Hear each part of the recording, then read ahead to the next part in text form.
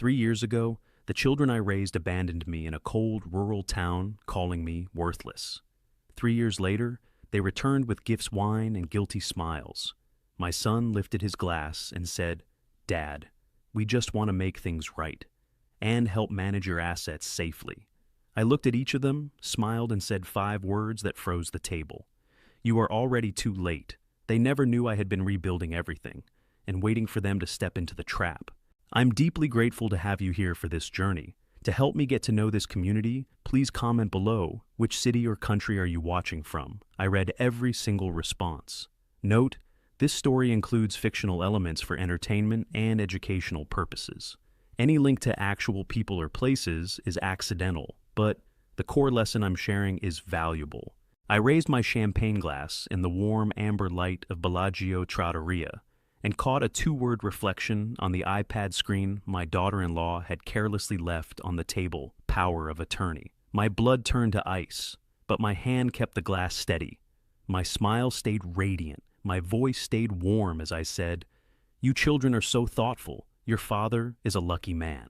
Thaddeus Harrington, may 56 years old this year, hair-going silver hands that had once negotiated food security for 50,000 Afghan farmers as a USAID advisor, was now sitting at this Italian dinner table watching 4 of my children celebrate the fact that they were poisoning me. Bellagio Trattoria, Chicago, November 2021, $480 per person. A saxophone arrangement of Pavarotti drifted through the space. Amber light fell on white porcelain plates holding truffle mushroom risotto. The smell of butter and garlic filled the air. Moe flowed like water. I sat at the head of the table, 4 children arranged around me like judges celebrating a death sentence. Sterling Harrington, 32 years old. My eldest son wore a black Armani suit that couldn't conceal the shadows under his eyes, the kind of shadows that come from secretly losing $40 million and spending 3 sleepless months on Wall Street. He raised his glass. "Dad, health is what matters most. We've taken care of everything." Briar Harrington, 28 years old. My youngest daughter laughed brightly as she sipped her Moet. The world of Milan fashion PR she inhabited was so far removed from this dinner table that she had no idea her marriage was a $5 million contract. She said, "Dad, we found somewhere peaceful for you to rest. The mountains of Montana, clean air." Saskia Prescott, 30 years old. Sterling's wife with ice blue eyes and the precision of a New York attorney who had been disbarred, smiled warmly while her iPad glowed with the words, "power of attorney," reflecting in my champagne glass. She said, "Dad, we contacted the Mayo Clinic. They recommend somewhere with green space, low stress." Dane Castillo, 35 years old, sat with the posture of a Marine because he was exactly that. Iraq 2004 to 2008. Though tonight he was playing the role of a Soho gallery manager with $5 million in mercenary contract fees. He nodded. "Thaddeus, Montana is wonderful. Briar and I already went to scout it. There's a small log cabin near the village of Oak Haven." I let my hand tremble slightly as I raised my glass, pretending to tremble, then said, "You children are so thoughtful. I don't know what to say." Saskia patted my hand gently. "Dad, don't worry. We'll handle everything." I looked down at the iPad screen through the gap over Saskia's shoulder. The browser tab was still open: real estate lawyer, plus power of attorney Chicago. The screen was too bright. She had forgotten to close it. So, power of attorney. So these 4 weren't just trying to kill me. They wanted it to be legal. I took a sip of champagne. The sweetness still lingered on my tongue. Violin soft and gentle. I smiled at my 4 children. You don't forget a moment like that. Champagne still sweet on your tongue, violin still playing, and 2 words on a screen telling you that your own children are hunting you. The dinner ended at 10:30 in the evening. The 4 of them drove me back to the Chicago apartment, hugged me, said, "Get some rest, Dad," and left. I stood at the window and watched Sterling's Mercedes S-Class disappear into the November Chicago night. I waited 10 minutes. Then I walked into the living room, turned on the amber desk lamp, and opened the filing cabinet drawer that Saskia had forgotten to lock the week before. Inside, an 18-page medical file. Doctor's name, Dr. Vernon Yates. Diagnosis: early-stage Alzheimer's disease, plus stage 2 lung cancer. I read every line. My hands trembled this time for real. Patient Thaddeus Harrington, 56 rapid memory deterioration over the past 6 months. Recommendation medical guardianship, restricted exposure to complex environments, family oversight of finances required. I whispered, early stage Alzheimer's, guess memory deterioration. Vernon, you didn't write this file for me. I set the file down. I tested myself. Solanum lycopersicum, triticum aestivum, oryza sativa, zea mays, glycine max. I named 50 plant species in Latin. No hesitation, no forgetting. The Pythagorean theorem, a squared plus b squared equals c squared, pi 3.14115926535979323846. My memory was perfect. This medical file was a forgery. How long had they been planning this? 6 months, a year, since Lorraine died, I picked up my phone and photographed every page. Page 1, Alzheimer's diagnosis. Page 2, lung cancer. Page 3, guardianship recommendation. Pages 4 through 18, fabricated blood tests. Fabricated CT scans, Vernon Yates' signature on every page. 18 pages. I photographed all of them, encrypted, backed up to 3 clouds, Google Drive, Dropbox, iCloud. My hands were still trembling when I typed the passwords. Sterling, my eldest son, whom I raised from 8 weeks old. Briar, my youngest daughter, whom I taught to ride a bicycle when she was 6. Saskia, my daughter-in-law, whom I loved like a daughter of my own. Dane, my son-in-law, who always politely called me Thaddeus rather than Dad. These 4 people were trying to kill me by legal means. I folded the medical file, placed it back in the drawer, in exactly the position I had found it. 18 pages had been photographed, encrypted, and backed up to 3 clouds. The game had rules now. They just didn't know I had read the rules first. In 3 days, I would discover what they had been putting into the restorative supplement Sterling had been sending me. 3 days after the Bellagio dinner, I locked my Chicago office door, placed the amber glass bottle of Sterling's restorative supplement on the testing table, and switched on the Hotch DR 890 mercury analyzer I had used in Kabul 20 years before. My office was still stocked with equipment from my USAID days, a lead test kit, the Hotch DR 890 mercury analyzer, a field water filtration unit, all of it from Afghanistan 2001 to 2008, from when I was helping 50,000 farmers test their water sources for heavy metal contamination. Now, I was using them to test exactly how my own son was poisoning his father. I removed the cap from the supplement bottle. A faint chemical smell drifted out, not the natural herbal scent Sterling had described. I poured 5 milliliters into a test tube, added reagent, shook it evenly. The lead test kit lit up red after 30 seconds. 0.4 parts per million. Lead. FDA, limit 0.05 parts per million. I fed the second sample into the Hotch DR 890. The old LCD screen blinked with green digits. 0.08 parts per million. Mercury. FDA, limit 0.005 parts per million. I sat down in my chair and stared at the 2 numbers. Lead exceeding the limit by 8 times, mercury exceeding it by 16, an average of 12 times over the allowable dose, enough to cause confusion, hand tremors, and memory deterioration over 6 months, enough to turn a father into an early-stage Alzheimer's patient, enough to justify a power of attorney. I whispered, lead 0.4, mercury 0.08, 12 times over the limit. Sterling, have you been giving me this for 6 months? I stood, picked up the supplement bottle, and walked to the carnation plant by the window. I poured all 250 milliliters into the soil. The carnations would die in 3 days, but at least they would die in my place. I rinsed the bottle clean, filled it with distilled water, and screwed the cap back on carefully. I checked the seal. Perfect. If they wanted me weak, I would be weak in exactly the way they expected. I placed the fake supplement bottle back on the shelf. I poured 10 milliliters of the real supplement into a small glass vial, labeled it Sample November 2021, Upextast Otas and Toris, and stored it in the safe. Evidence. I whispered to the fake supplement bottle, Sterling, your supplement will keep arriving. I'll keep pretending to take it, and you'll keep believing your father is dying. zero point 0.4 parts per million. That was the number that could turn a father into a problem to be eliminated. 2 weeks later, December 2021, snow falling lightly outside the Chicago apartment window. The doorbell rang at 2 in the afternoon, Sterling and Saskia. I opened the door, hand trembling slightly, pretending to tremble, and smiled weakly. "You two are here." Saskia hugged me. "Dad, we have good news." We sat in the living room. Sterling opened a travel folder containing photos of a small log cabin surrounded by pine trees. Sterling said, "Dad, we've rented this cabin in Oak Haven, Georgia. 6 months, green space, clean air, you'll recover." Saskia added, "Good Wi-Fi.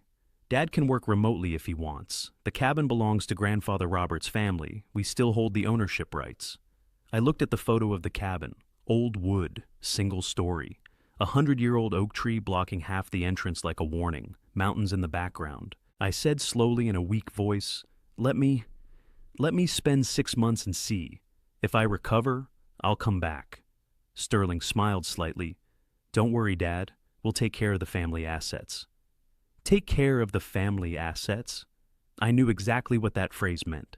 Saskia said, "We've arranged everything already. Dad just needs to pack warm clothes. January gets a lot of snow in Georgia."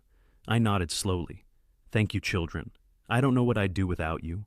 Sterling stood, clapped me on the shoulder. "Get some rest, Dad. We'll handle it." They left at 4 in the afternoon. I stood at the window and watched the Mercedes S-Class disappear into the light Chicago snow.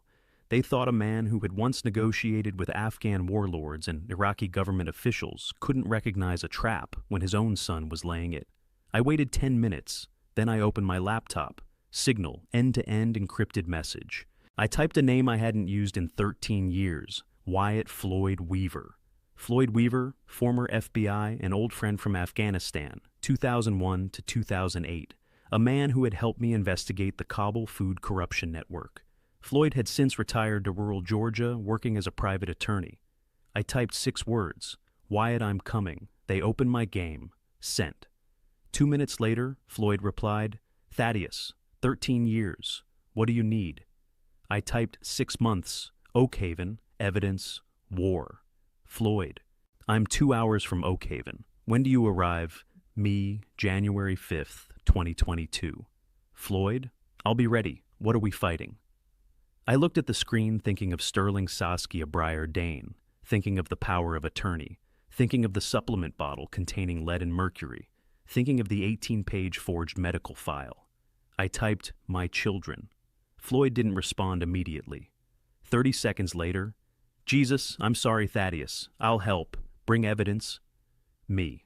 3 clouds, encrypted, metal analysis, photos, ready. Floyd, "See you January 5th, be careful." I closed the laptop, stood up, went to the wardrobe, opened the bottom drawer. Inside the metal analysis kit, the photographed medical file, the small glass vial containing the original supplement sample. Evidence for a war they didn't know had already begun.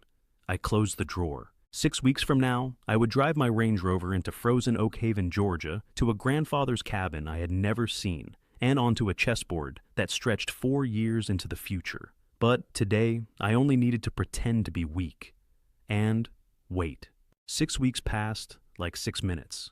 On January 5th, 2022, the Range Rover's headlights cut through gray Georgia fog at 4:47 in the afternoon, and I saw the ancestral cabin my children had sent me to die in, paint-peeling gray.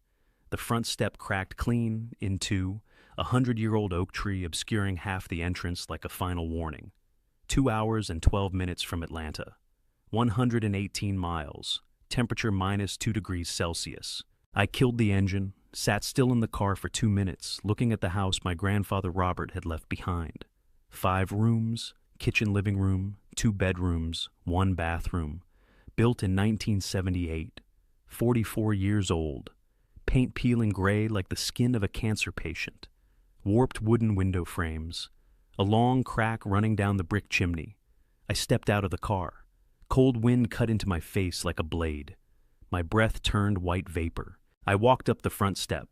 The wood groaned. The crack ran from left to right an inch deep. I opened the door. The smell of dust and mice floated out. I flicked the light switch. A pale yellow bulb. Living room, one old leather sofa, one wooden table, one brick fireplace. Kitchen, an old gas stove, but still functional. A small refrigerator hummed when I plugged it in. Bathroom, toilet, sink, bathtub, but no hot water. I checked the water heater. Broken, completely broken. I called the plumber's number, posted on a flyer stuck to the refrigerator. A man's voice answered, "Georgia Plumbing, Todd speaking." I said, "The water heater is broken. Need it fixed urgently. Temperature -2. Todd, address me, 1247 Oak Ridge Road, Oak Haven." Todd, Robert Harrington's old place. Yeah, that heater died in 2019. Quote, $1,850. But we're booked until July 9th. 6 months wait.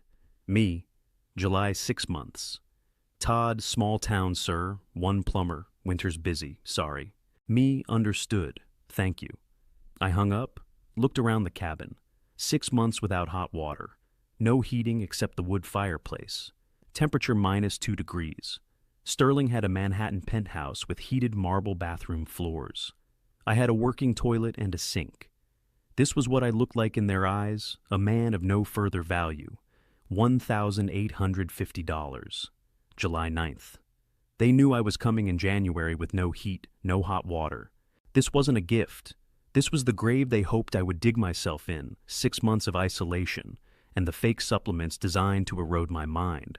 I went outside. I cut fallen oak branches with the small saw in the Range Rover's trunk. 30 minutes of work yielded enough wood for one night. Cold sweat on my back in the -2 wind. I whispered to the cold air. I negotiated food security for 50,000 Afghan farmers.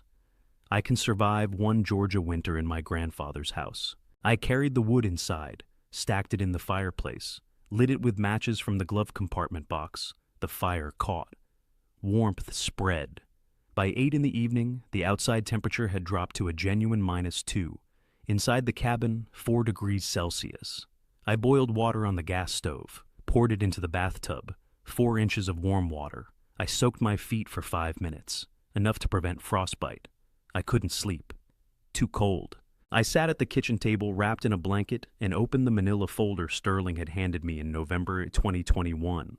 Inside the 6-month cabin rental contract instructions for the gas stove, the plumber's phone number, which I had just called, and a handwritten note, "Dad, get some rest. We love you."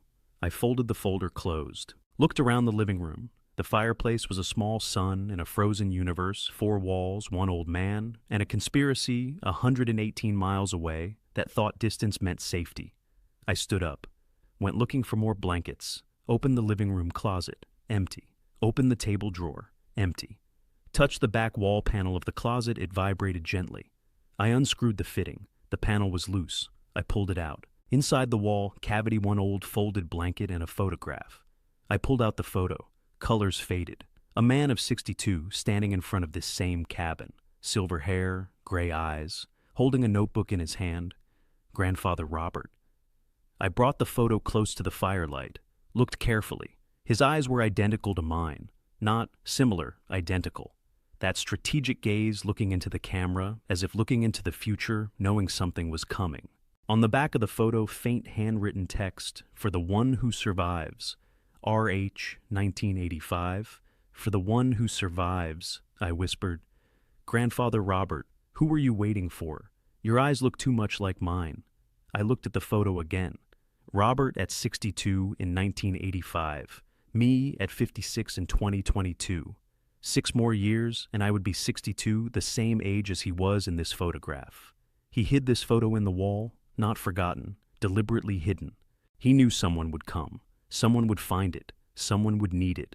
I sat down on the wooden floor in front of the fireplace, holding the photograph, looking into my grandfather's eyes across 37 years. "Did you know I would come? Did you leave this cabin for me, specifically, or for whichever grandson might survive being thrown away?" The fire glowed red. Wind howled outside, -2 degrees. I held the photograph up to the firelight. Grandfather Robert at 62.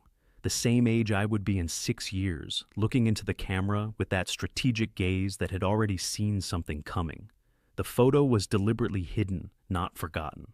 Robert had waited 37 years for the right grandson to find it. The question wasn't whether Robert could see the future. The question was, what else had he left behind?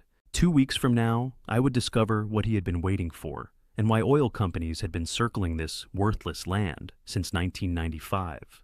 2 weeks after finding the photo, I sat across from a local attorney whose file contained one sentence that rewrote everything.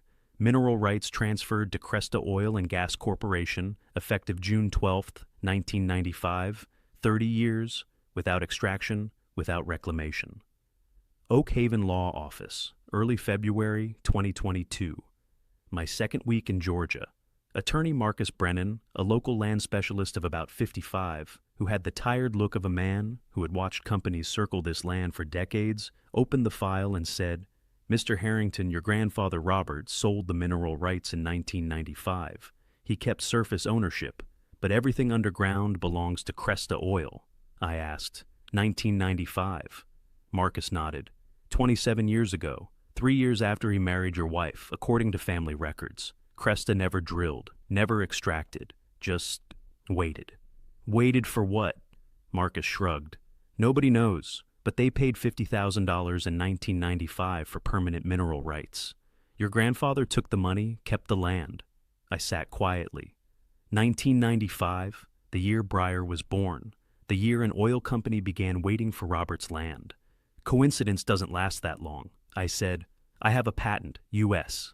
Attorney Marcus Brennan, a local land specialist of about 55, who had the tired look of a man who had watched companies circle this land for decades, opened the file and said, "Mr. Harrington, your grandfather Robert sold the mineral rights in 1995. He kept surface ownership, but everything underground belongs to Cresta Oil."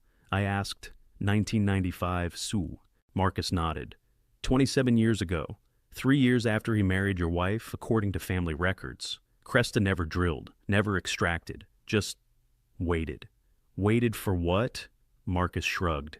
Nobody knows, but they paid $50,000 in 1995 for permanent mineral rights.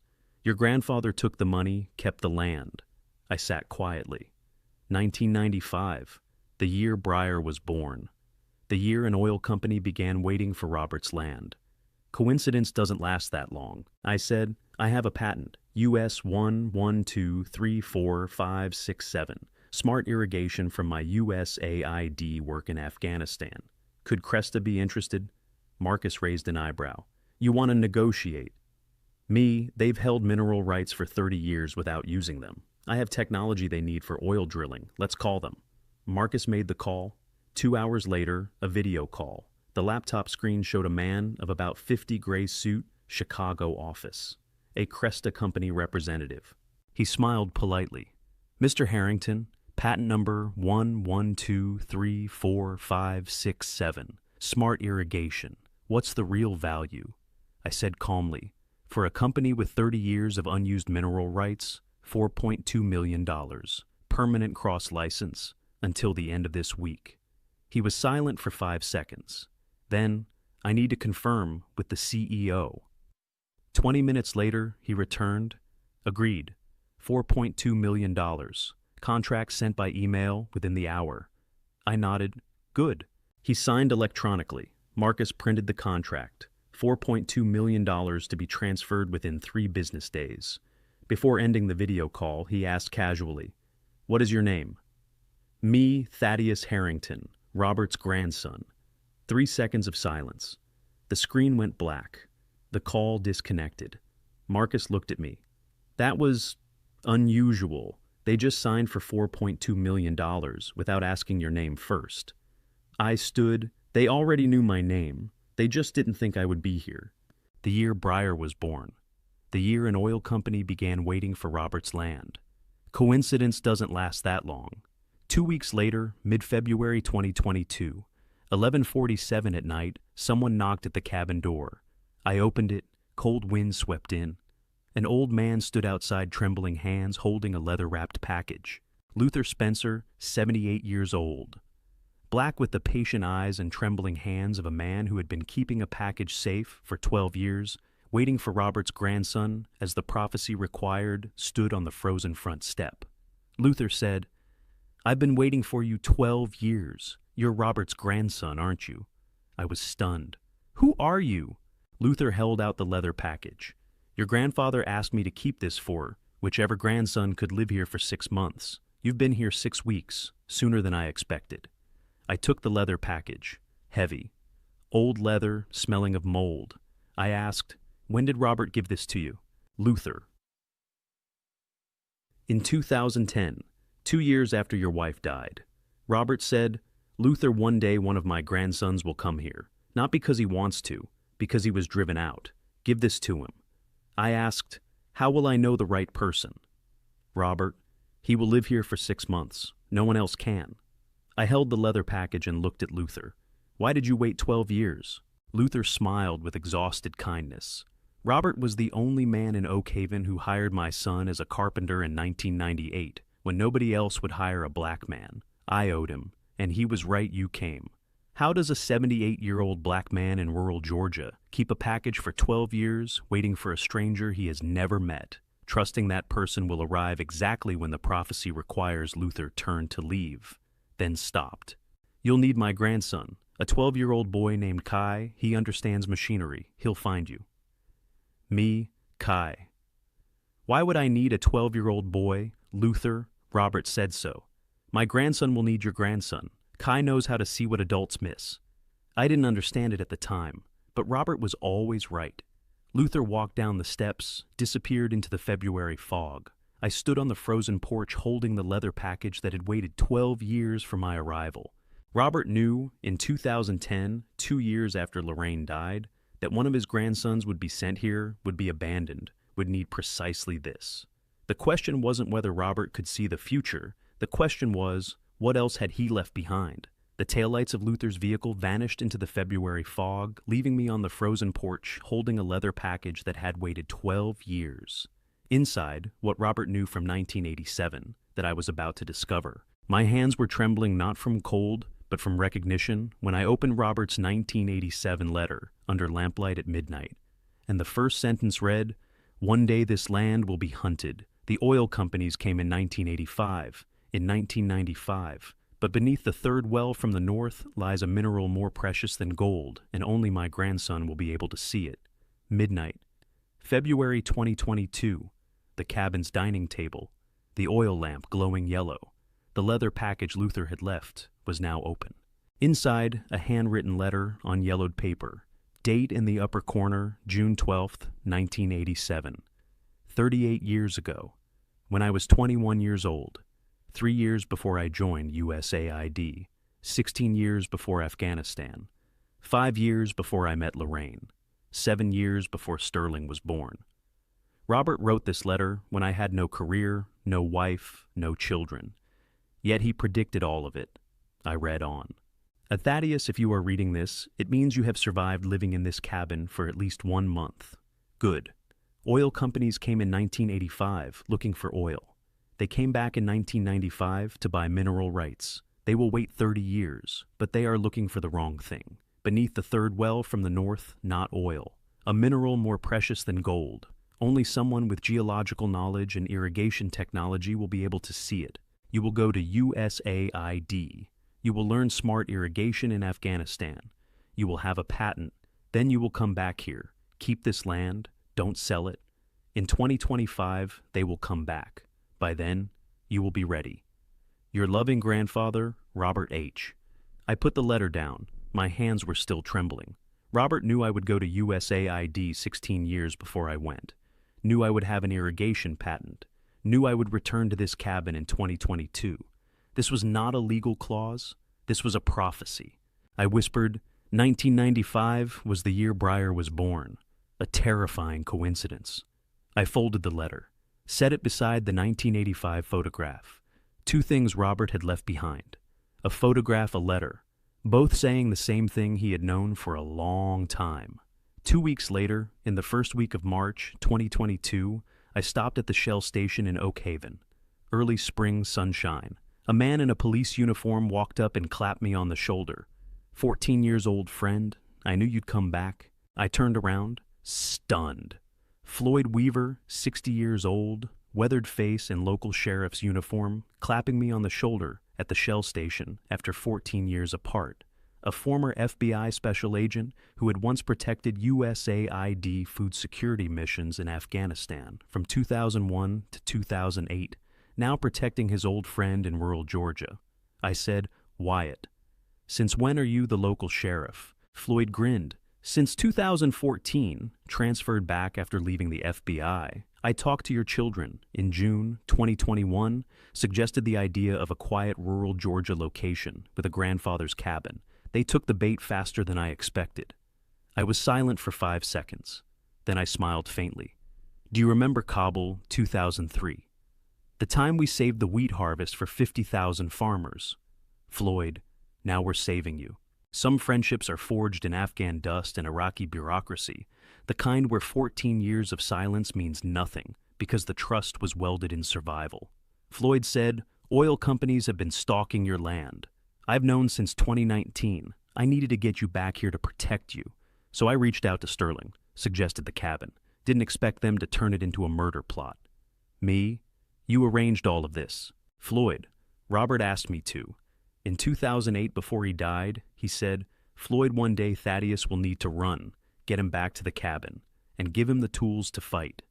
2 weeks later, mid-March 2022, mourning the front yard of the cabin, Floyd arrived in a pickup truck carrying a wooden crate. He set the crate down. Inside, 4 border collie puppies, 8 weeks old, brown eyes clear as glass. Floyd said, 4 puppies, 8 weeks old, Quantico trained, collar-mounted microphone plus GPS, recording range 30 meters, AES 256 encrypted phone application, download SilasOps 2022. I looked down, the lead puppy female licked my hand. I asked, "What's her name?" "Floyd." "You name them? They're your dogs now." I scratched the lead puppy's head. Bay. In Vietnamese it means little one, or baby. Lorraine used to say bay when calling her family's dogs. Puppy collar, 30 meters range, AES 256 encryption. The enemy would never suspect a witness that wagged its tail. Floyd said, "They are your surveillance system. Nobody suspects dogs." I opened the phone application, downloaded SilasOps 2022, logged in with the password Floyd provided. The screen read, 4 devices connected, GPS active, microphone on standby. Floyd clapped me on the shoulder. "In 4 months, those collars will record a conspiracy that thinks it's hunting you." He drove off, leaving 4 weapons disguised as companions. I sat down on the front lawn. 4 puppies ran around me. Bay, the lead dog named for the Vietnamese word Lorraine used for mother figures, licked my hand with soft brown eyes that concealed a Quantico-trained surveillance system. I opened the application. SilasOps 2022, 4 devices connected. 4 months from now, these collars would record a conspiracy that believed it was hunting me. And by the end of April 2022, a 12-year-old black boy named Kai would break into my barn for the 3rd time, steal a screwdriver, and I would hand him a full toolkit instead of calling the police fulfilling Luther's prophecy, "You will need my grandson." Late April 2022. A full moon. At 11:34 at night, my flashlight beam cut through the darkness of the barn and stopped on a 12-year-old black boy gripping a Phillips head screwdriver, the 4th break-in. But the first time, I had caught him. Kai Spencer, a 12-year-old black boy with quick hands and dark skin, bright in the moonlight of the barn, gripped the stolen screwdriver with the determination of someone trying to fix what poverty had broken. I said, "Stand still, don't run." Kai trembled, clutching the screwdriver. I didn't mean to." I stepped forward, flashlight on his face. 12 years old, black, eyes fearful but resolute, screwdriver held like a weapon.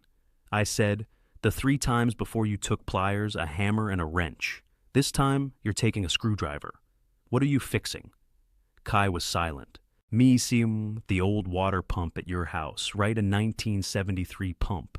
You need a size 2 Phillips screwdriver to open the motor casing." Kai nodded slowly. "How did you know me?" "Because the 3 times before I let you take things. I was waiting for you. An old man told me in February. My 12-year-old grandson named Kai understands machinery. He'll find you. You're 6 weeks late." I went to the tool cabinet, opened the bottom drawer, and took out a brand new tool kit. Craftsman brand. 84 pieces. Retail price $340. I handed it to Kai. You need better tools than that if you're going to fix an old pump. That screwdriver is garbage. Kai stared at the toolkit, mouth open. Why didn't you call the police? Me, because I knew you would come from the day the old man said, the 12-year-old boy named Kai understands machinery. You're 6 weeks late, but you came. Some thefts are an investment. A 12-year-old boy stealing a screwdriver to fix what is broken is a self-announced prophet arriving 6 weeks behind schedule. 6 weeks later, early June 2022, the barn workshop, the 1973 water pump. Kai came every day from 4 in the afternoon until 8 in the evening. He learned to repair agricultural machinery, no pay. But after 6 months, he would earn real money. One afternoon, a knock at the door. I opened it. 2 people stood outside.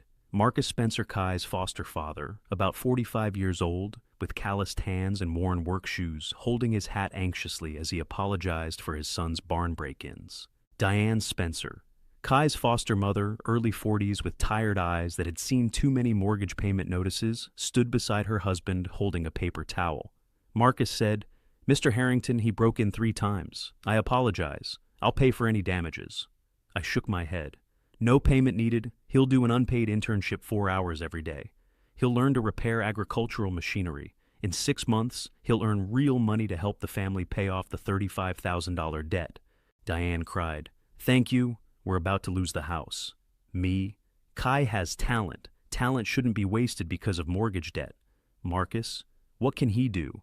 I pointed to the 1973 pump on the workbench. He'll learn to fix things like this. After 6 months, he'll know more than most local mechanics. Then he'll earn money. Marcus and Diane nodded, thanked me, and left. Kai stayed. He looked at the 1973 pump. I said, "Take it apart." Kai, "No manual?" Me were stunned. "No, look, remember, take it apart."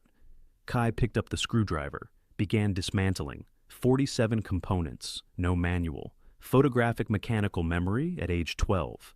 This wasn't Luther's grandson. This was my own true grandson. I just didn't know it yet. 30 minutes later, the pump lay in 47 pieces on the workbench, each piece arranged in order, no mistakes. I asked, "You remember all of it?" Kai nodded. "Yes, parts 1 through 47. I can reassemble them." Me do it. Kai reassembled it. 25 minutes. No manual, no questions. Every piece in the right place. The pump was complete. I flipped the switch. The pump ran. A steady hum. Kai smiled. After Marcus and Diane left, Kai sat on the wooden chair, looked at me, and asked quietly, "Do you have a wife and children?" The question hung in the barn air like smoke.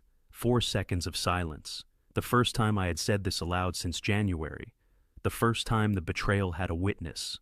I said slowly, "My wife passed away in 2018. My 2 children are in the city.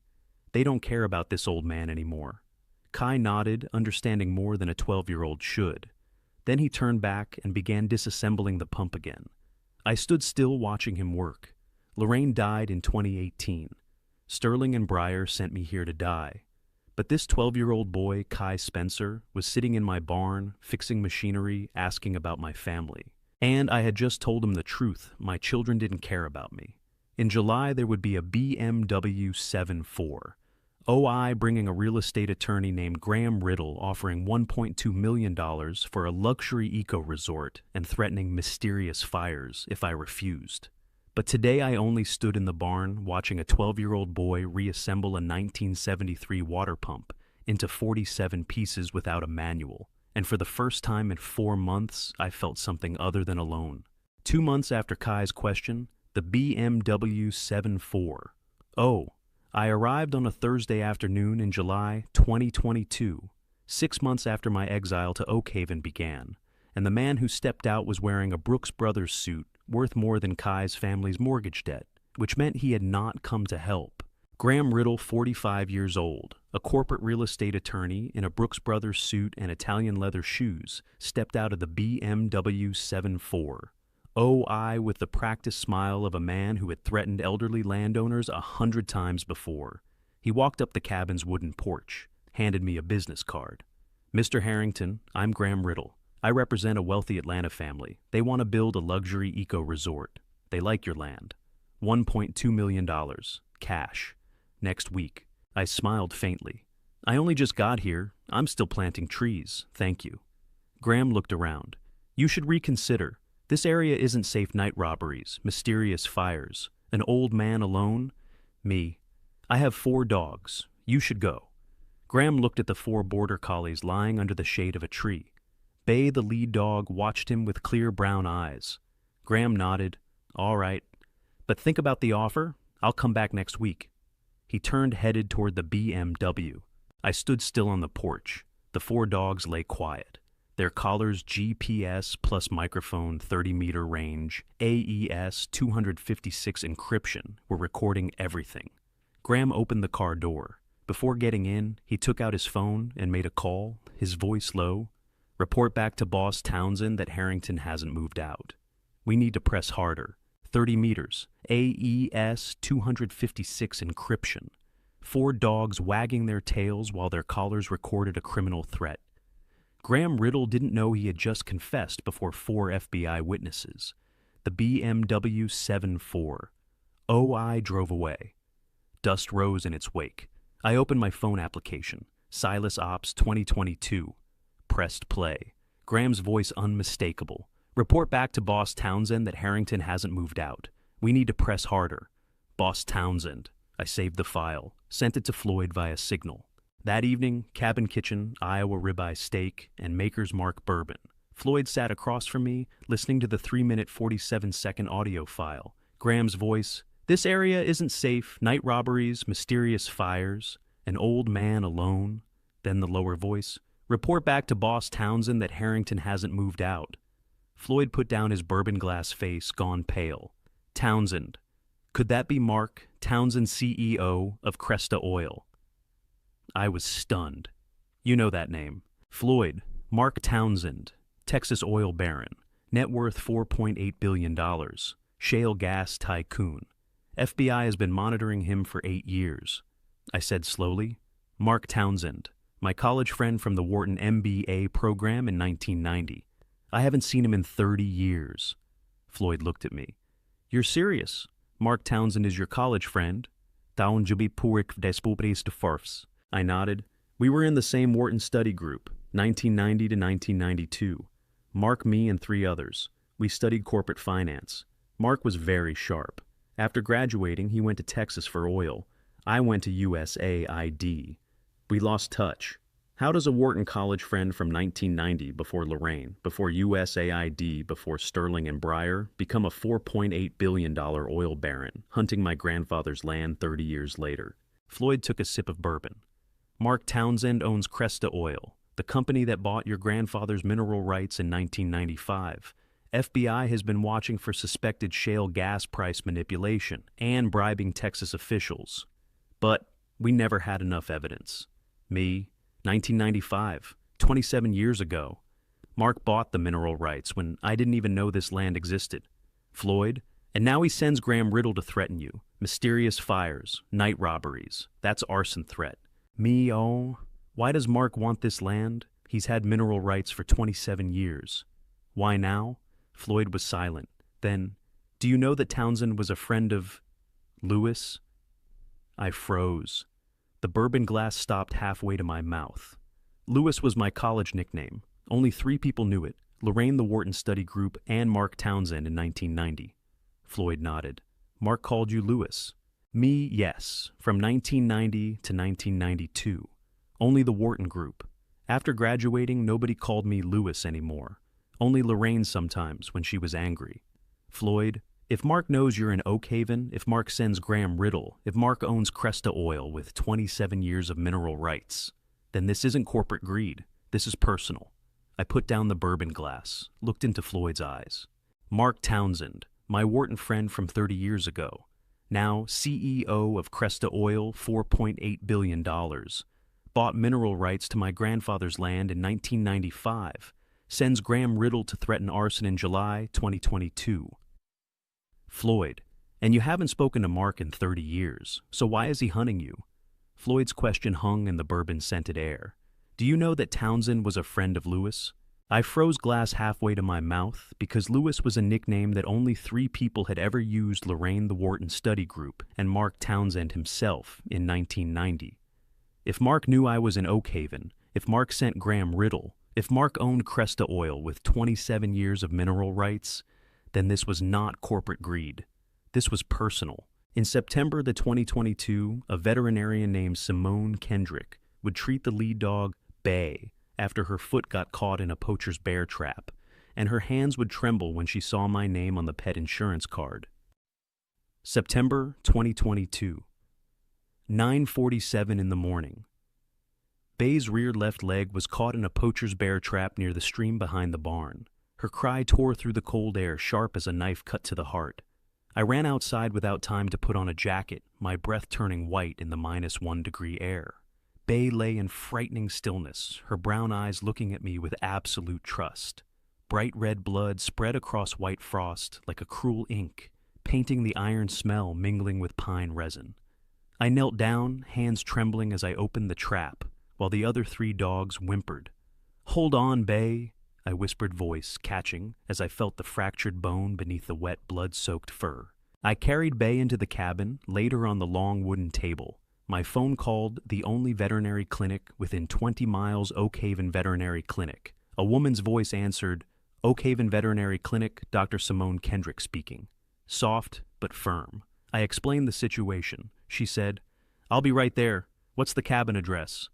17 minutes later, a green Subaru Outback parked in the front yard. Simone Kendrick, 52 years old, a widow since 2019, a veterinarian with short silver-white hair and gray eyes with amber flecks. She wore a mud-stained dark brown Carhartt jacket and carried a heavy black bag.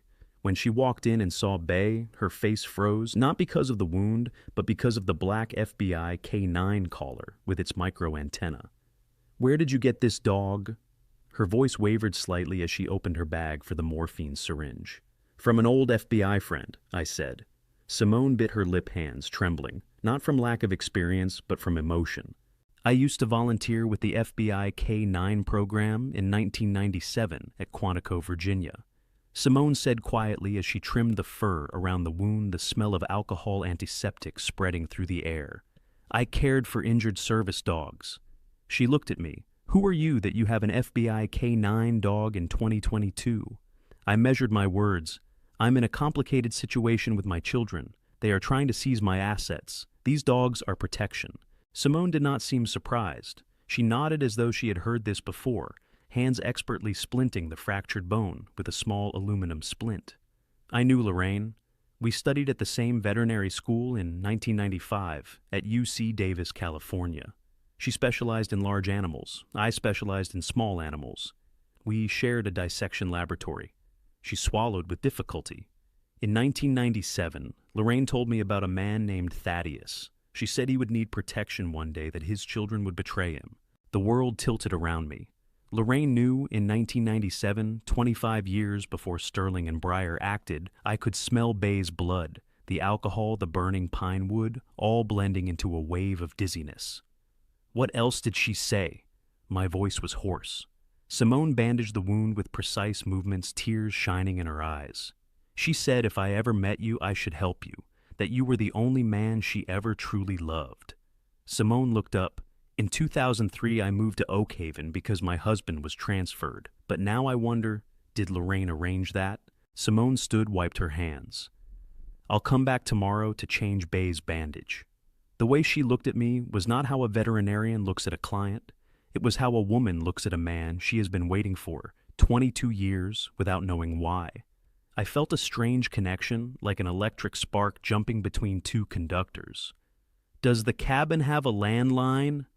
I shook my head. She wrote her phone number on a yellow notepad page, her handwriting slanting to the right, like Lorraine's writing in the 1986 diary I had found in Robert's box. When Simone was getting ready to leave, she stopped at the door, turned back with an expression of pain. Lorraine told me she studied accounting at Arizona State, but if we studied veterinary medicine together in 1995 at UC Davis, then she lied to you. The door closed with a soft click, leaving me standing in the cabin with Bay sleeping soundly, 42 questions exploding in my head like fireworks. I watched the Subaru disappear behind the snow-frosted pine trees, a cold thought creeping down my spine. If Lorraine lied about her major, what else had she lied about? And why did she send Simone here to wait for me for 22 years, knowing she would die before I arrived in Oak Haven? I knelt beside Bay, stroking the soft border collie fur, and for the first time since finding Power of Attorney on Sterling's iPad, I felt an emotion other than rage and fear. I felt the loss of a woman I had never truly known. For 15 months after Simone left the cabin, I did not ask her about Lorraine's major. Every week she came to change Bay's bandages every time she looked at me as though waiting for a question I was not ready to ask. Part of me feared the answer. The other part knew Lorraine had lied for a reason, and that reason had to do with me being in Oak Haven rather than lying in a casket. January 2024. 2 years after arriving in Oak Haven, I sat in the town's only coffee shop reading a print edition of the New York Times. Page A7, aging bod a 2,400-word article, The Forgotten Valley That Came Back. 12 color photographs, one of them showing me standing beside the solar-powered water pump Kai had installed. Author Vivica Diaz. The smell of espresso blended with printer's ink, the sound of the entry bell as customers came and went, and my chest tightened when I read that name. Vivica Diaz. 35 years old, a reporter who had called 3 times, who had sent a photographer from Atlanta to take 12 photos. NYT. How'd you end up in there? Luther Spencer's voice sounded in my ear. The old man stood beside me, reading over my shoulder with a curious smile. I don't know, I said. I never met her. She called 3 times, asked about the cooperative, sent someone from Atlanta to take photos. I looked at the small print 4.3 million online reads in 48 hours. Luther whistled.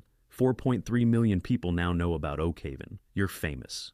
But I wasn't listening to Luther. I was staring at the name Vivica Diaz. Why did that name make my chest ache as if someone were squeezing my heart? I closed my eyes, and an image flashed. Kabul, 1990. A brown-haired woman named Lila Hartwell, a freelance journalist for the Washington Post. Bright blue eyes and a smile I could not forget across 35 years. We had 1 month, only one brief month, before she returned to the United States. Vivica Diaz. I whispered, tasting the bitterness of the coffee on my tongue. Lila Hartwell, 35 years. Luther placed his hand on my shoulder, his expression softening. There are reasons why certain names make your heart ache. Remember that. The old man walked away, leaving me with the trembling newspaper in my hand and the question I dared not think. What year was Vivica born? If Lila became pregnant after I left Kabul, March 2024, 2 months after the NYT article, 247 farming households from 7 villages signed the founding documents for the cooperative LLC in the church hall. The smell of old incense mingled with damp oak wood. Afternoon light through stained glass cast red and blue patches on the wooden floor.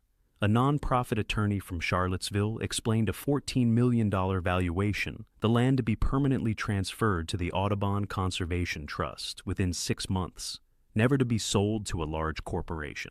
I stood before the 247 farmers, feeling 247 pairs of eyes on me, and spoke in both English and Vietnamese. My farm is only one part of 247. The land belongs to the community. The Audubon Trust holds it permanently. It will not be sold to any company. Marcus Spencer. Kai's father stood up from the 3rd row, voice trembling. Mr. Harrington, 6 months ago, my family almost lost everything. Today I'm a shareholder. Thank you. The sound of applause rolled like ocean waves. I swallowed hard tears stinging behind my eyes. After the signing ceremony, while farmers celebrated with bread and cheap wine, an elderly man approached.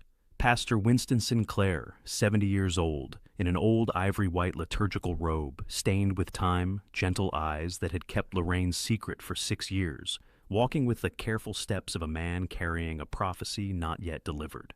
Silas, he called me by my alias. I have something I need to give you, but I must wait. Lorraine gave instructions. My heart stopped. Lorraine. My wife gave something to the pastor. Pastor Winston shook his head, his expression both sad and firm. When Eleanor tells you, she will know when. He paused, looking at me as though he could see into my soul. She will know when you are ready. Eleanor! I repeated, voice hoarse. And suddenly everything snapped together like a final puzzle piece. Eleanor was Simone Kendrick's first name. I had seen it on a prescription the previous month. Dr. Eleanor Simone Kendrick D. VM. Pastor Winston walked away, leaving me standing in the middle of the hall with 247 farmers celebrating around me, and one devastating recognition: Eleanor was Simone Kendrick's first name. Lorraine had sent a widowed veterinarian to Oakhaven in 2018, 4 years, before I arrived with instructions to wait to watch and to tell the pastor when the time was right. The sealed letter was not only waiting for me, it was waiting for Simone to decide I was ready. For 2 months after the meeting with Pastor Winston, I did not see Simone to ask when she would allow the pastor to deliver the letter. Part of me feared the answer would be, not yet. The other part understood that some truths need time to prepare before they can be received. May 2024. I went down to the cabin basement to find extra blankets for the coming winter and pulled out an old wooden trunk that Lorraine had sent up here in 2018, 6 years before she died, 3 weeks before the cancer finally took her. My fingers touched the false bottom of a drawer, and my heart seemed to stop when I found 2 sealed envelopes in Lorraine's handwriting: Sterling age 5, 1999, and Breyer age 3, 2001. Inside each envelope was a lock of child's hair, and a truth I had suspected for 30 years, but had never dared to confirm. I sat down on the cold basement floor, the smell of damp old wood and the dust of time surrounding me. My hands were trembling as they held the small note card written in blue ink: the truth about J&E, don't open unless necessary. I love you more than you know. M. The letter M, Marguerite Lorraine's first name that only family used. J&E, not Sterling and Breyer, who were J&E. I read it again, feeling the fragile paper in my hands, and a cold thought crept down my spine Lorraine had known. 25 years earlier, when she cut Sterling's hair at 5 and Breyer's at 3, she had suspected or known they were not my biological children. She had prepared DNA evidence, sealed it, and waited. I did not open the 2 envelopes. I placed them in the safe in the bedroom, photographed the note card, then wrote in my journal with a trembling hand, "Today is May 2024. I found 2 envelopes containing hair from Sterling and Breyer. I have suspected this for 30 years. Lorraine also suspected, or Lorraine already knew. I am not ready to open them." I looked up at the photo of Lorraine on the wall. She was smiling in a photo taken in 1998 at the Grand Canyon, and whispered, "Lorraine, what did you know? Why didn't you tell me? Why did you leave me to discover this myself 6 years after you died?" No answer, only the sound of wind through the basement window gap, making a moaning sound like whispers from the past. Mid-May 2024. I drove to the Chicago accounting office of my late father's estate, a 6-hour trip I had postponed for 3 years. Harold Finch, 62 years old, a semi-retired accountant with reading glasses on a chain, pushed the 2010 trust document across the oak desk with the careful reverence of a man who had been watching Robert's prophecy for 40 years. The office smelled of old coffee and paperwork. Afternoon sun through the window made dust motes float in the air. "Mr. Harrington," Harold said in his deep, warm voice, "you have been living in Oakhaven for 28 months. The trust fund has been legally unlocked. $80 million is ready for disbursement." I looked at the document, my hands trembling as I read the key unlock condition. Disbursement occurs only when the primary heir has lived greater than or equal to 6 months at a fixed rural address and has previously worked for a U.S. government agency. I read it again, feeling the world around me tilt. When was this clause written? My voice was hoarse. "In 1985, Harold replied, looking at me through his glasses. "Your grandfather Robert wrote this clause 39 years ago, 16 years before I joined USAID. I whispered, tasting the bitter coffee Harold had brewed for me on my tongue. 7 years before Sterling was born in 1994. Robert already knew. He knew I would work for USAID, knew I would live in the countryside, knew Sterling and Breyer would need me to stay there 6 months to unlock this fund. I looked at Harold with bewilderment. "This isn't a clause, it's a prophecy." Harold nodded slowly. "Robert told me in 1985 that you would understand one day. He said, 'My grandson will need this fund when the family falls apart. Keep it safe.'" I walked out of the office in a dazed state, sat in the Range Rover in the Chicago parking lot, the blaring of car horns on the streets outside, the 2 hair envelopes in the glove compartment, $80 million that my grandfather had engineered in 1985 to activate at precisely the moment Sterling and Breyer needed it most. The conspiracy was not only about land or oil or money. It was about a family that Robert had foreseen falling apart 40 years before the first thread was pulled loose.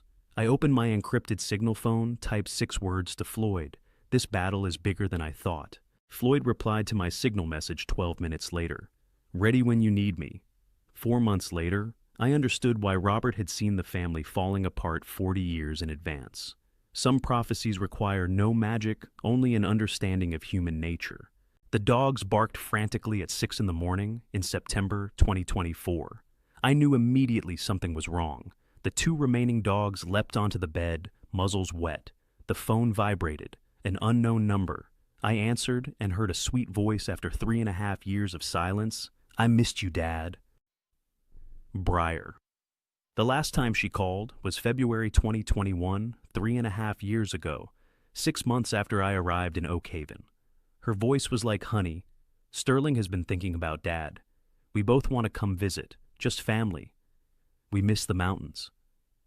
I stood on the cabin porch, pine smoke curling from the chimney frost. On the September grass, 3 dogs around my feet whimpering. I checked the calendar, September 2024. Exactly 4 months after the $80 million fund was unlocked in May.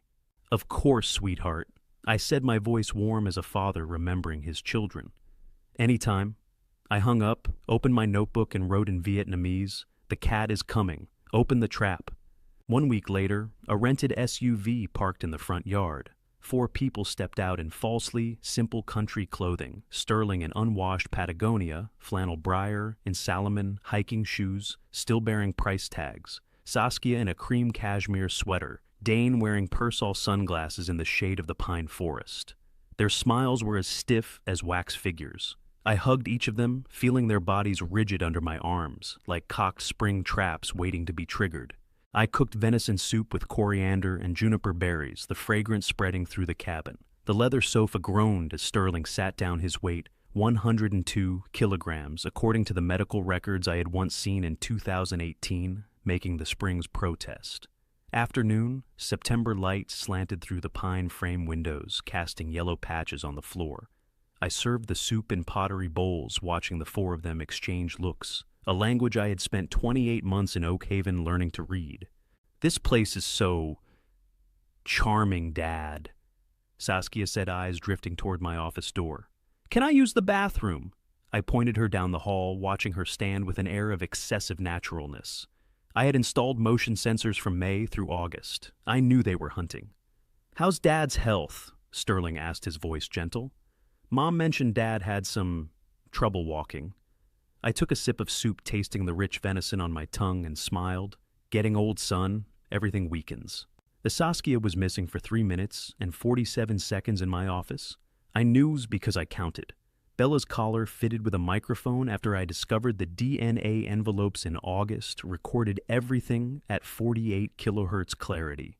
The muted but audible sound of an iPhone shutter, the rustle of paper, 23 pages being photographed. And Saskia's whisper into her phone, "Mark, everything's here. The 2022 contract. The meeting minutes too. Sending now. Mark." So there was one more person involved. Robert's old attorney had retired in 2019. This was someone new. I sat on the leather sofa, listening to the sound of Saskia moving through my office via the Bluetooth earpiece in my left ear, a device connected directly to Bella's collar microphone. The scent of her Ralph Lauren perfume, identical to Lorraine's, drifted through the air in the closed office. Saskia returned to the dinner table with a look of slight relief, sat down and ate her soup, as though nothing had happened.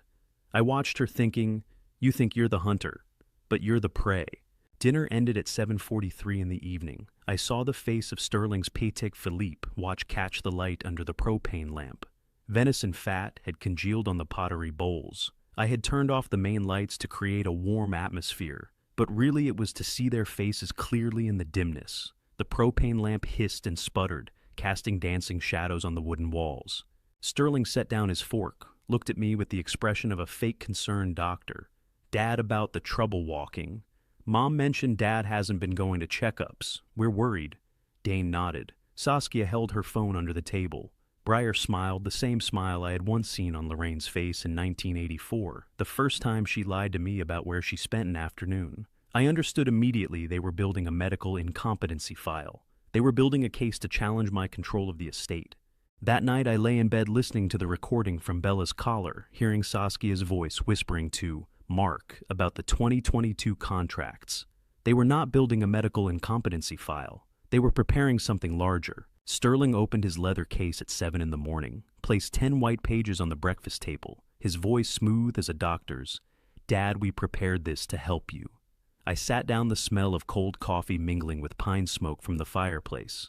Venison sausage on the plate still warm. Sterling turned to the first page. It's just a standard medical POA, Dad, so if you fall or need hospitalization, we can authorize treatment without delay. Saskia added with a sweet smile. A mobile notary is in town today. We could finish this morning, saves Dad from having to drive to Billings. I looked at the first page, standard medical boilerplate language, familiar clauses about healthcare decisions, CPR, mechanical ventilation. I nodded slowly, running my fingers over the paper, smooth surface, slightly glossy, different from regular paper. Let me read carefully tonight, I said. I'll sign in the morning. Sterling's jaw tightened for a fraction of a second. A micro-movement only someone who had lived with another person for 28 years would notice. Dad's overthinking this, Saskia said.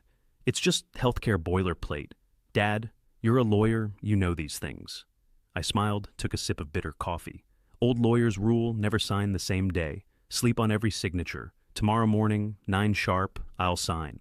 Sterling looked at Saskia, a microsecond disappointed headshake 15 degrees to the left, lips tight.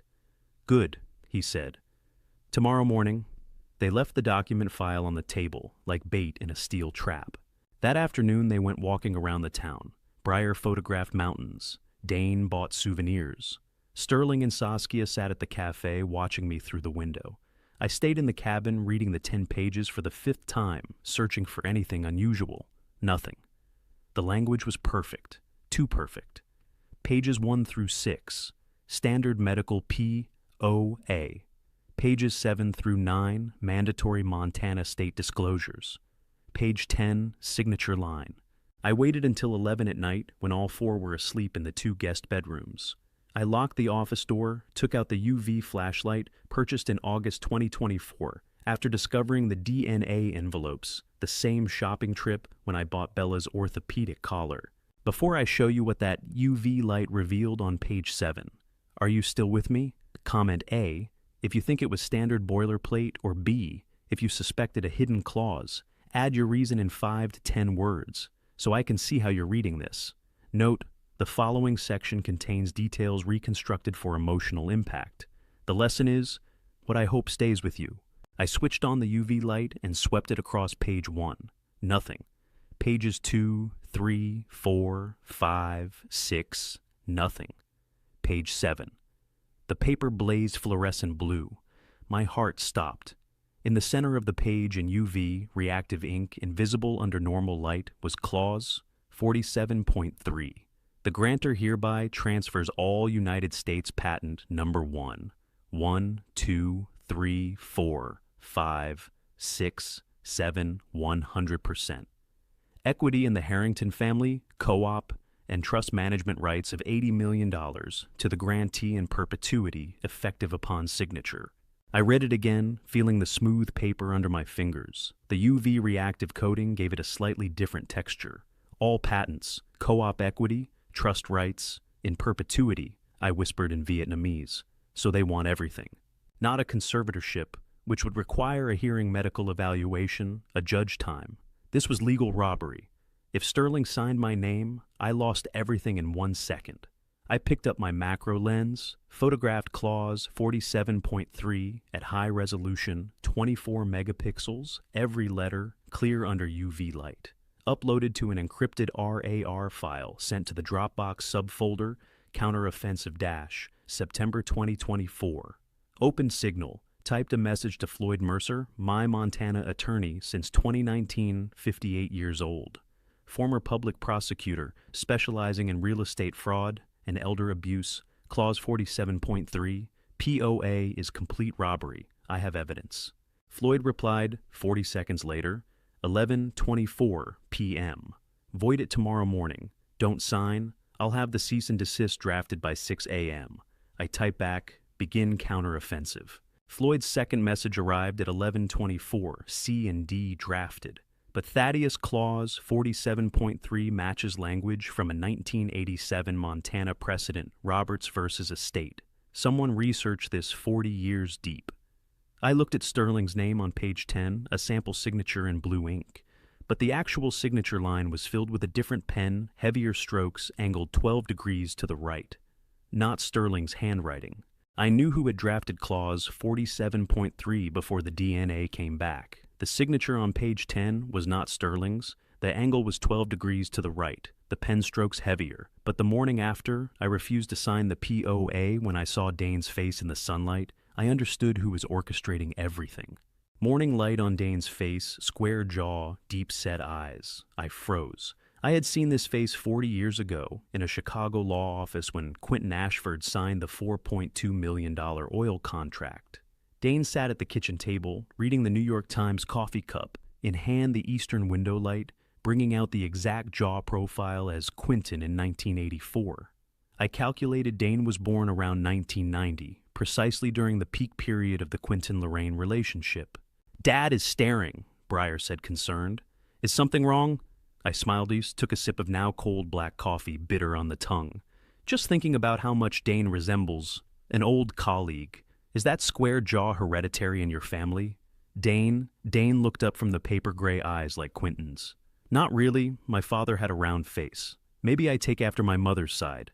I thought, or after Quentin. Sterling and Saskia were silent throughout breakfast. The POA had been refused the night before. They knew I had found Clause 47.3. The tension was as taut as stretched wire. Dane drained his espresso cup, set it on the granite kitchen counter with a clink of ceramic, and the four prepared to leave. "Thank you for having us, Dad," Breyer said, a strained smile. "We'll be in touch soon." I hugged her, feeling her body stiff as stone. They got into the rented SUV and drove off in a cloud of dust. I waited 20 minutes, went to the kitchen, looked at the espresso cup still on the counter. The coffee grounds smell still lingered in the air. I took a Ziploc bag carefully sealed. The cup wrote a label in black marker, Sample D-092024. Open Signal typed a message to Floyd. Need DNA comparison. Subject Dane Castillo versus archived sample Quentin Ashford hair from 1985 from Lorraine's Range Rover. Rush processing. Floyd replied 5 minutes later. Sending kit to your P.O. box. ETA 2 days. What's the theory? I typed back that my daughter married the son of her mother's lover, and none of them know it. The sound of the Ziploc sealing hissing in the silent kitchen. I held the cold ceramic cup in my hand, feeling the weight of the evidence. 2 months later, November 2024, I accessed the Bloomberg terminal through the co-op's CFO login. The screen glowed blue in the dark office, the pine wood fire creating a warm pine smell.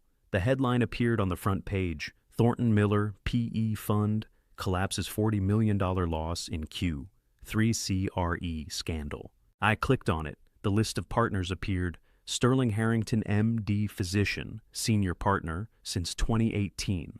The bankruptcy concealed by NDA, not public. I read on, partners liable for $8 to $12 million each. Sterling Harrington's risk exposure, $11.7 million personal guarantee. I read aloud, partners liable $8 to $12 million each. Sterling must carry $11.7 million personal guarantee. I thought, so that's why my son needs the POA. Steal the father's assets to pay the son's debts. For Quentin. I clicked the cap table tab, the capitalization table. Silent limited investors list. Third line, Quentin Ashford. 38% equity silent, LP, silent limited partner from 2015. I cross-referenced Thornton Miller PE, founded in 2015. Quentin Ashford on the cap table as silent LP with 38%. Sterling joined in 2018 as a junior partner. Dane Castillo married Breyer in 2019, the same year Quentin's equity rose to 38%. Dane's company, a subsidiary of Thornton Miller. Quentin had staged everything bankrupt. The son married the daughter to his own planted man, deployed the POA through desperate sterling. I looked at Lorraine's photo on the desk. She was smiling in the frame from 1992 at Yellowstone. I touched the smooth glass of the frame, whispered in Vietnamese, "Our son is bankrupt. Our daughter married a man Quentin installed. Everyone is being manipulated." I set the photo frame down, a gentle tap on the wooden desk. Continued whispering, "Our son is desperate, Lorraine. Quentin turned him into a chess piece." The email from Family Tree DNA arrived 3 weeks after I sent Sample D, just as I opened Bloomberg for the third time to check Thornton Miller. Subject, paternity test results confidential. I opened it, probability of paternity 99.97%. Subject D, Dane Castillo shares 23 chromosomal markers with archive subject Q, Quentin Ashford, 1985. Dane was Quentin's son. Breyer had married her maternal half-brother, and Quentin had arranged this since 2015, 9 years before they accidentally met at the Columbia Med School mixer. I knew Dane was Quentin's son. Now I needed to know how much of the past 3 years had been real and how much was a script Quentin had written. The private investigator pushed the transfer record across the desk, $200,000 Saskia Prescott to Vernon Yates, dated August 15th, 2021, memo, consultation fee. And I stopped breathing. My terminal illness had been purchased. Keith Graham, the PI Floyd had hired in November of 2024, a former FBI white-collar crime specialist, tapped a finger on the yellow highlighted row on the smooth transferred document. Yates gave a statement after 48 hours.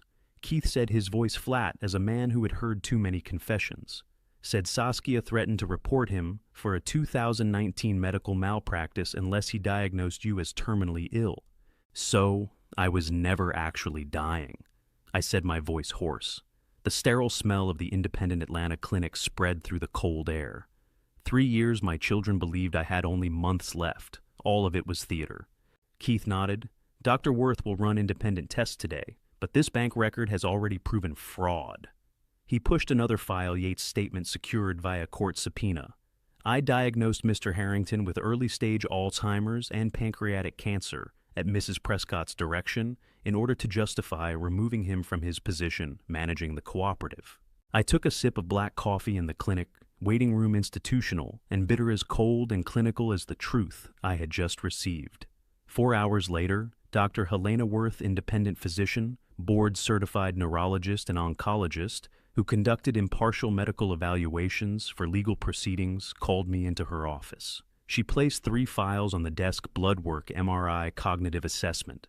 Mr. Harrington, she said, looking at me through her reading glasses, your cognitive score is at the 96th percentile for your age group. No pathology. Whoever diagnosed you as terminally ill either lied or was incompetent. He was paid $200,000 to lie, I replied. I have the wire transfer receipt. Dr. Worth looked at me with a cold fury, the fury of a physician watching her profession defiled. Then you have grounds for fraud, medical malpractice, and elder abuse. I will certify these findings for the court. She turned over the MRI images, a clean brain, no signs of degeneration, no Alzheimer's biomarkers, no cancer cells, no neurodegeneration, only finding 2021 pneumonia antibodies fully resolved. Yeah, mid-December. I went to the village church in Oak Haven. Pastor Winston Sinclair, 70 years old, who had served this church for 40 years, stood waiting for me at the front door with an envelope in his hand. Red wax seal. Address in Lorraine's handwriting, to Thaddeus when he's ready. The smell of old wood and candle wax in the church. The organ sounding a low C note at the back. Your wife came here 6 years ago, Winston said, handing me the envelope. The red wax cracked slightly when I took it, heavier than I expected, thicker than a single page. She said you would come one day, and I would know when to give this to you. She died in 2018, I said. How did she know I would come to this village in 2022? Winston smiled sadly. She said, he will run when the cage closes. He will find the only place I prepared for him. She understood you, Mr. Harrington. Simone stepped out from the church's back room, the scent of lavender as always, but her face carrying a concern I had never seen before. I need to tell you something, she said gently. I was Lorraine's friend from 1995. We studied at the same veterinary school at UC Davis. I witnessed the Quentin relationship firsthand. I saw Quentin visit. I saw her cry afterward. My heart seemed to stop. So you were staged. For 4 years, our friendship, all of it, was Lorraine's plan. Simone shook her head. The location was her plan. The friendship was real. She swallowed with difficulty. Lorraine came to visit me in 2018 when she was about to die after her diagnosis. She asked, "Move to Oak Haven in 2020. Wait for Thaddeus. He's going to need someone who knows the truth and won't judge him." I moved in. 2018, waited 4 years, became friends with you in 2022, all at Lorraine's arrangement. She knew I would need to run, I whispered, looking at the sealed wax envelope in my hand. She knew you would need someone who already knew the worst thing and would still stay. Simone said, her voice trembling. She said, "He will think he's alone. Show him he isn't." I held the red sealed letter heavier than I expected, thicker than a single-page address in Lorraine's handwriting, to Thaddeus when he's ready. I didn't open it, not yet. I went back to the cabin, opened the safe, and placed it beside the 2 DNA envelopes and the copy of Clause 47.3. 40 years of marriage and her last letter still unread. Lorraine's letter lay in the safe unopened for 1 month. Each night I looked at it. Each night I decided I wasn't ready. Part of me feared what she had written. The other part knew that once read there was no going back. Bay's collar microphone picked up a whispered conversation at 11 at night. From a bar 400 meters to the south, a man's voice. "Burn the northeast barn dump chemicals in Tate Creek. Miller will have to sell at $800,000. I sat in the cabin office at 11:58 at night on January 12th, 2025, staring at the phone application showing the audio waveform from Bay's collar microphone installed in September to monitor Family Now accidentally catching a third party's plot. 48 kilohertz quality. The bar's background noise, clinking beer glasses knocking, but the voices as clear as though they were sitting next to me. Everett, Monday night. A man's voice whispered, "I recognize Graham Riddle, the local real estate developer, with 3 fraud convictions from 2015 to 2019, conspiring with Everett Hewitt about an arson-for-profit scheme funded by Townsend Development. Northeast Barn, 2 a.m. Gasoline plus phosphorus. Tate Creek gets the discharge at dawn." The second voice, Everett Hewitt, convicted arsonist in 2018, released 2022, recruited by Graham Riddle for the barn burning and stream contamination scheme, replied, "Miller will sell within 48 hours. Townsend confirmed $250,000 transfer on Friday if we deliver." I took a sip of black coffee brewed at 3 in the morning, while reviewing the audio bitterness on the tongue, the metallic taste of adrenaline when hearing an arson conspiracy play out. Bay had walked past that bar at 11:47 at night. The microphone caught everything. They had no idea. I sent the encrypted audio file to Floyd Weaver at 3 in the morning. The smell of pine smoke in the cabin office mingled with the coffee I'd brewed. The phone screen was cold under my fingers as I scrolled the audio timeline. Floyd replied 17 minutes later. Signal ping at 3:17 a.m. Graham Riddle, Everett Hewitt, both already flagged. "I'm calling the FBI in 6 hours. I type back, "Townsend, who is that? The one paying $250,000. Wand, oil desastawaivis. Floyd Townsend Development, LLC. Subsidiary of, Thornton Miller, P.E. Sterling's bankrupt fund." I stopped breathing. Sterling wasn't just bankrupt. He was operating a local extortion network. Quentin wasn't just playing revenge. He was building a criminal empire. At 9 a.m. on January 13th, Floyd reported to the FBI Atlanta office federal charges, interstate conspiracy, environmental terrorism for the stream contamination threatening a federally protected watershed.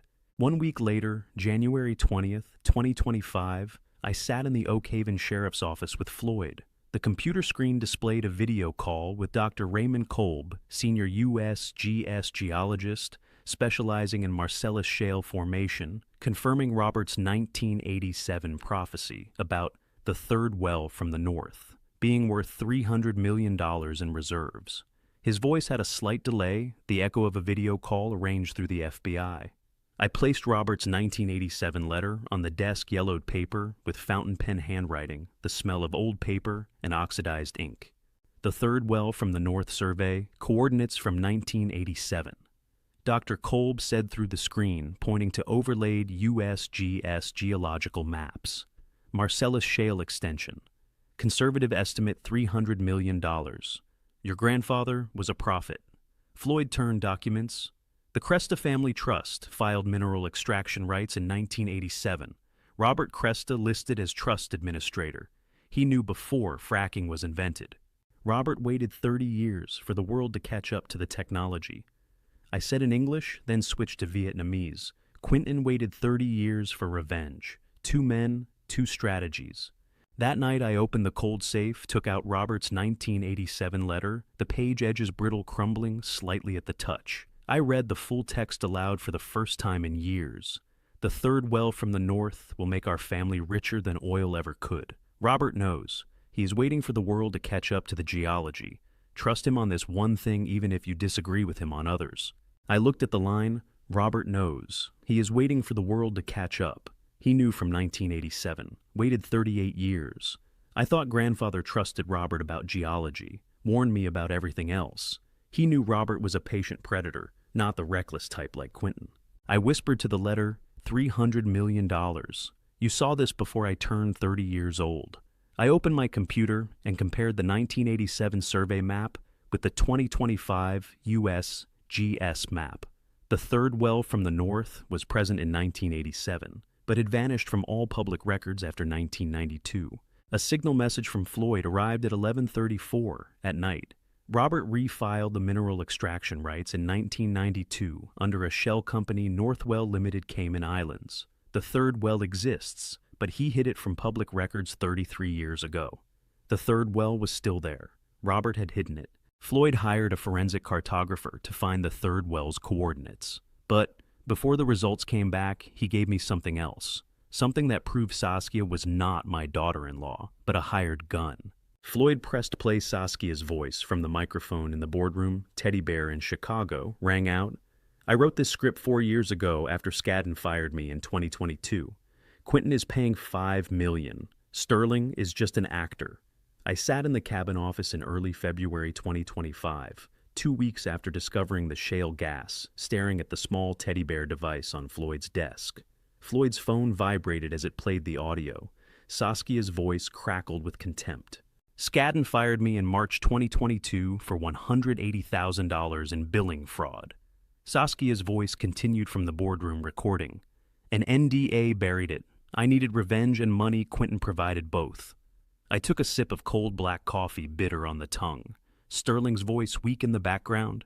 Saskia, did you plan all this before we discussed Dad's assets? Saskia laughed a laugh as cold as a razor. Sterling, you're bankrupt and desperate. I'm a disbarred attorney with a plan. We aren't partners. You're my instrument. Her voice continued clear and ruthless. I found Graham through LinkedIn.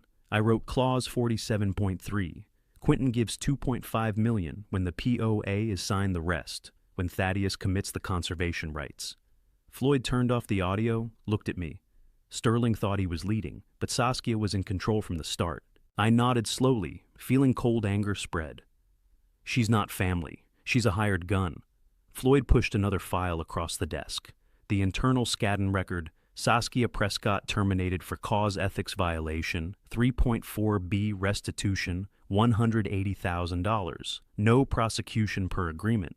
He pointed to the timeline. March 2022, fired June 2022, Quentin agreement, September 2024, POA attempt, 4 years of premeditated planning. She lost her career, so she planned to steal mine, I said, and used my bankrupt son as her weapon. 1 week later, mid-February 2025, at 2:47 in the morning, Everett Hewitt burned the northeast barn, the original plot Graham had laid out in January. I woke to the sound of Bay barking in the fire. My phone vibrated a collision alert from Bay's collar transmitter. I ran outside, saw the orange flames blazing in the darkness of 2:47 in the morning heat, radiating from 50 feet away. Kai Spencer Simone's 15-year-old nephew, an Oak Haven resident and volunteer firefighter, was running into the flames. I shouted, "Kai, don't!" but he had already disappeared into the smoke. 30 seconds later, he came running back out, holding Bay his shoulder, on fire, second-degree burns, skin blistering. The sweet smell of burning flesh like medicine mixed with the acrid smoke of dry hay and chemicals, the scent of burned grass and burning chemicals. I arrived within 4 minutes, saw Everett standing 20 meters away, a gasoline can in his hand. The gasoline smell on him was clear even through the smoke. I raised my phone. The FBI has your audio from January 12th. Graham has already been arrested. You're going to federal prison for $250,000. Everett dropped the gasoline can. Voice panicked. Townsend said this was just a property dispute. Nobody was supposed to get hurt. Kai has second-degree burns, I said coldly. You just injured a 15-year-old boy. The sound of a pickup truck from a distance, Derek Spencer Kai's father, 43 years old, a local rancher near Oak Haven, drawn to the fire from his neighboring property. He jumped out, ran to Kai. Son! Then he looked at Everett and froze. His face recognized Everett's profile after 28 years. Derek's voice trembled. Marcus Caldwell. I gave my child up for sealed adoption in June 1998. I was 16 years old. His mother was 15. You are my biological son. Everett froze, the gasoline can clanging to the ground. Derek continued, tears rolling down his cheeks. I named you Marcus after my grandfather, born April 1997. I've been looking for you 28 years. Kai sat on the ground, holding Bay, his burned shoulder raw to the touch. When the medic reached him and looked at Everett, Are you my brother? Derek stepped 3 meters closer to Everett, voice breaking. I am Kai's father. You are half-brothers. Everett stared at Derek, mouth dry, with the shock of Derek saying, Marcus, the birth name his adoptive parents said the records had been destroyed for.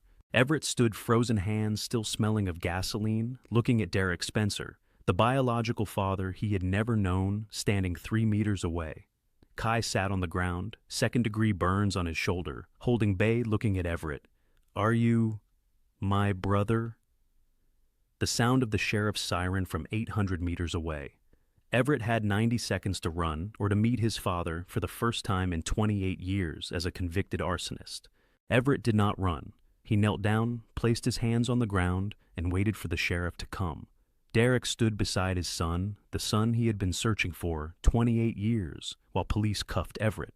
4 hours later, the sheriff released Everett into Derek's custody. $50,000 bail posted. Derek pushed the sealed 1998 adoption papers across the kitchen table at 4:30 in the morning, his voice hoarse. Your name is Marcus Caldwell. My grandmother forced me to sign when I was 16. I've been looking for you 28 years.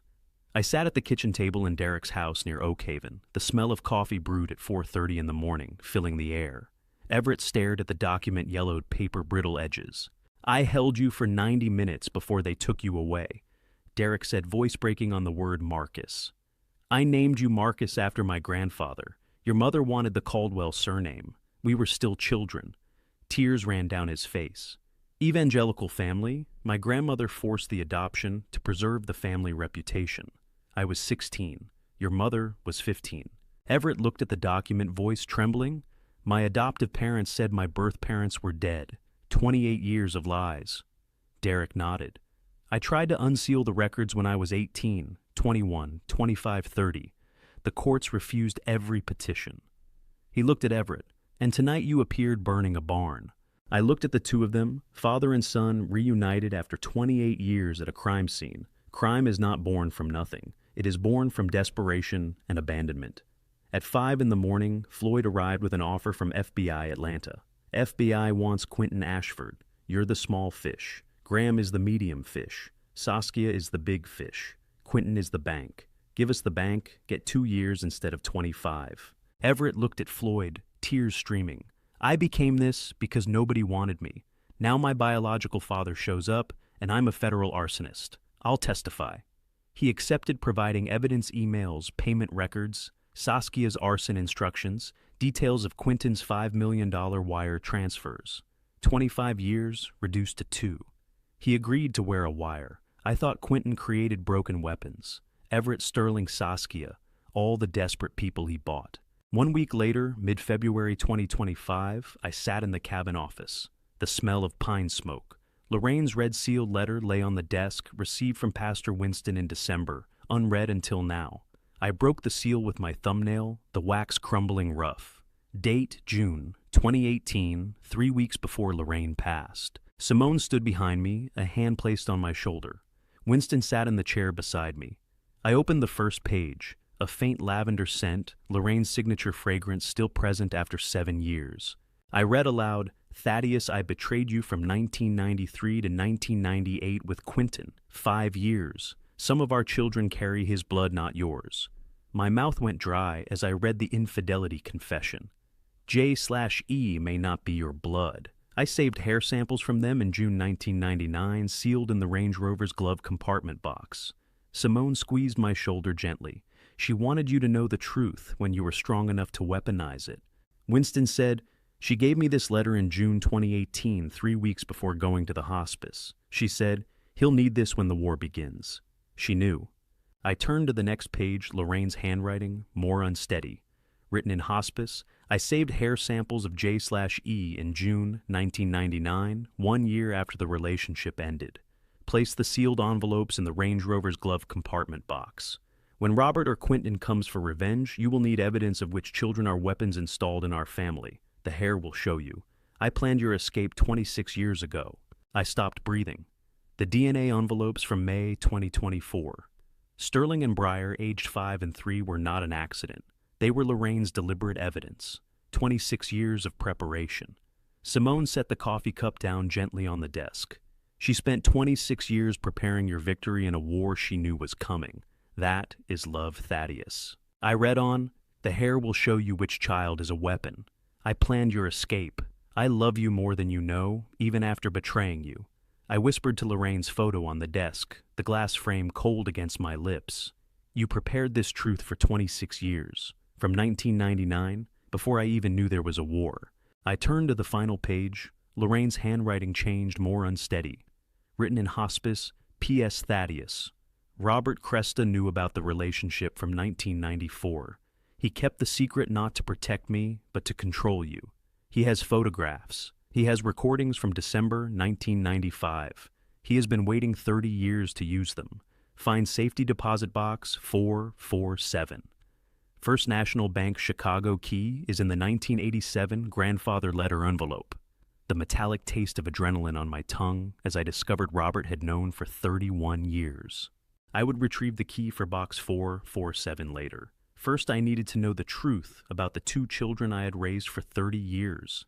1 week after reading Lorraine's letter, Floyd took me to an independent DNA lab in Atlanta with Sterling and Breyer's 2 hair envelopes. The DNA analyst pushed the results across the desk, 99.97%, probability of paternity. Sterling Harrington and Breyer Harrington were both the biological children of Quentin Ashford, not mine. Dr. Sarah Cross, a forensic DNA specialist at the independent Atlanta lab with 15 years of experience in paternity and kinship analysis. A court-certified expert witness in over 40 states pushed the 47-page report across the desk. The printer hummed. The glossy paper was cold under my fingers. "Mr. Harrington," Dr. Cross said, pointing to the comparison chart with 23 chromosomal markers highlighted in red matching Quentin. 23 chromosomal markers matching Quentin Ashford for both samples. Statistically, he is the biological father. You share no unique markers. She paused. Probability that you are the biological father, 0.03%. Probability of Quentin Ashford, 99.97%. I looked at the number 0.03%. 31 years raising Sterling, 29 years raising Breyer. Every birthday, every graduation, every sick night, built on a biology I didn't know was false. The smell of the Atlanta lab antiseptic and printer ink spread through the air. I took a sip of black coffee bitter as I reviewed the DNA results. I raised Sterling for 31 years. I said, my voice flat. Breyer for 29. Every birthday, every graduation, built on a biology I didn't know was false. Floyd sighed, looking at the 99.97% probability. Fatherhood is in blood, Thaddeus. You chose them every day for 30 years. Quentin only provided the DNA. Sterling was born in 1994, the first year of the relationship. Breyer born in 1996, the third year. Every moment, first steps, college applications, medical school. I was a biological father, by choice, not biology. Sterling and Breyer didn't know Quentin was their biological father. Quentin weaponized his own biological children against the man who had truly raised them. 15 minutes later, in the conference room of the same lab, I processed the revelation. My hands trembled slightly, holding Breyer's 2001 hair envelope. Sterling was 2 months old when I held him for the first time, I said to Floyd. I didn't see Quentin's DNA. I saw my son. Floyd nodded. And that's what matters. Quentin created them biologically. You created them as human beings. I thought in Vietnamese, Quentin used his own 2 biological children to attack the man who truly raised them for 30 years. That is a monster. That same week in the cabin office in Montana, 3 days after the DNA results, Keith Graham pushed another file across the desk. A marriage of convenience contract dated May 2020. The smell of pine smoke in the office as I processed Breyer's betrayal. The coffee in my cup had gone cold in 3 hours of reviewing evidence. A Dane Caldwell, Keith said, pointing to the real name, not Castillo. Former Marine Iraq, 2004 to 2008, dishonorably discharged in 2008 for financial fraud. Not a Columbia Arts curator. Quentin paid $5 million over 5 years, $1 million per year, to marry Breyer and surveil. Floyd opened the second file. The DNA test you ordered in September was blocked. Quentin sent a falsified result to make you believe Breyer had married her maternal half-sibling. Psychological torture. I could taste the metallic adrenaline on my tongue as I realized the full extent of Breyer's marriage.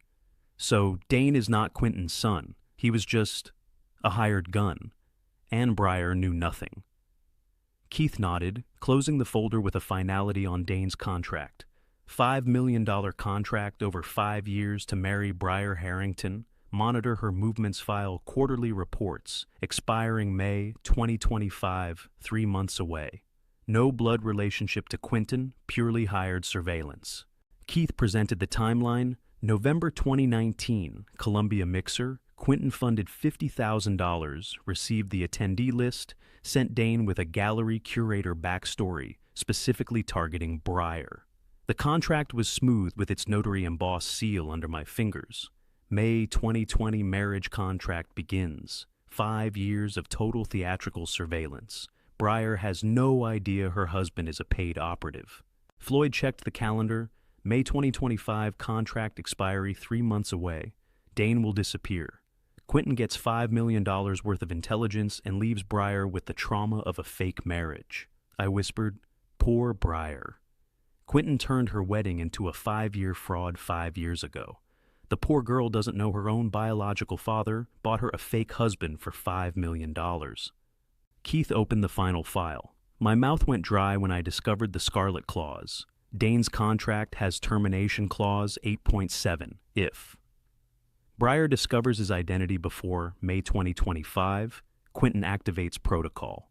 Scarlet Dane receives a $2 million bonus to publicly humiliate her via a press conference revealing family secrets, then disappear. Floyd checked the calendar. March 1st in 4 days. Contract ends May 15th. We have 74 days before Dane disappears or destroys her. I did not tell Breyer about Dane. Instead, I planned a public celebration, a place where both Sterling and Breyer would understand they had lost everything 9 months earlier, and where the whole world would know why. I stepped up to the wooden stage at noon on December 5th. 2025, 200 farmers seated in folding chairs, 12 reporters holding cameras, and Sterling was driving a U-Haul into the village square with cardboard boxes, thinking today was the day he would claim his inheritance.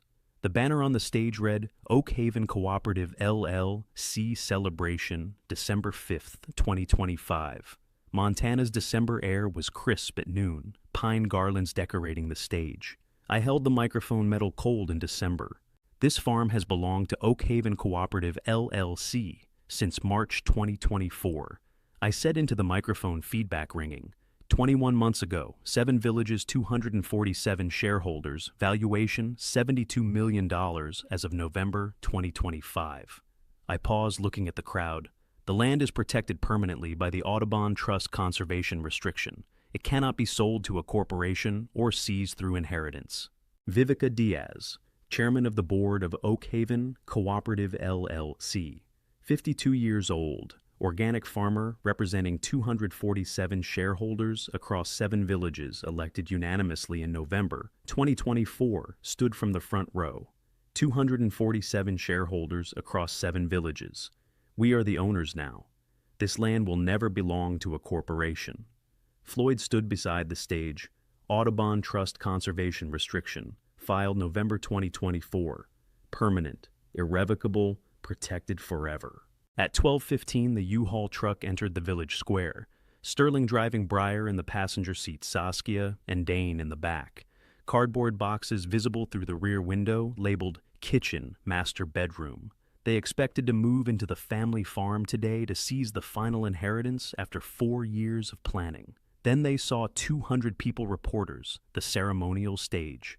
Sterling braked hard on the gravel, a sharp scraping sound. He stared. Briar from inside the truck. Sterling, why are there 200 people? Why are there reporters? Sterling reading the banner, Oakhaven Cooperative LLC Celebration. December 5th, 2025. Oh my God.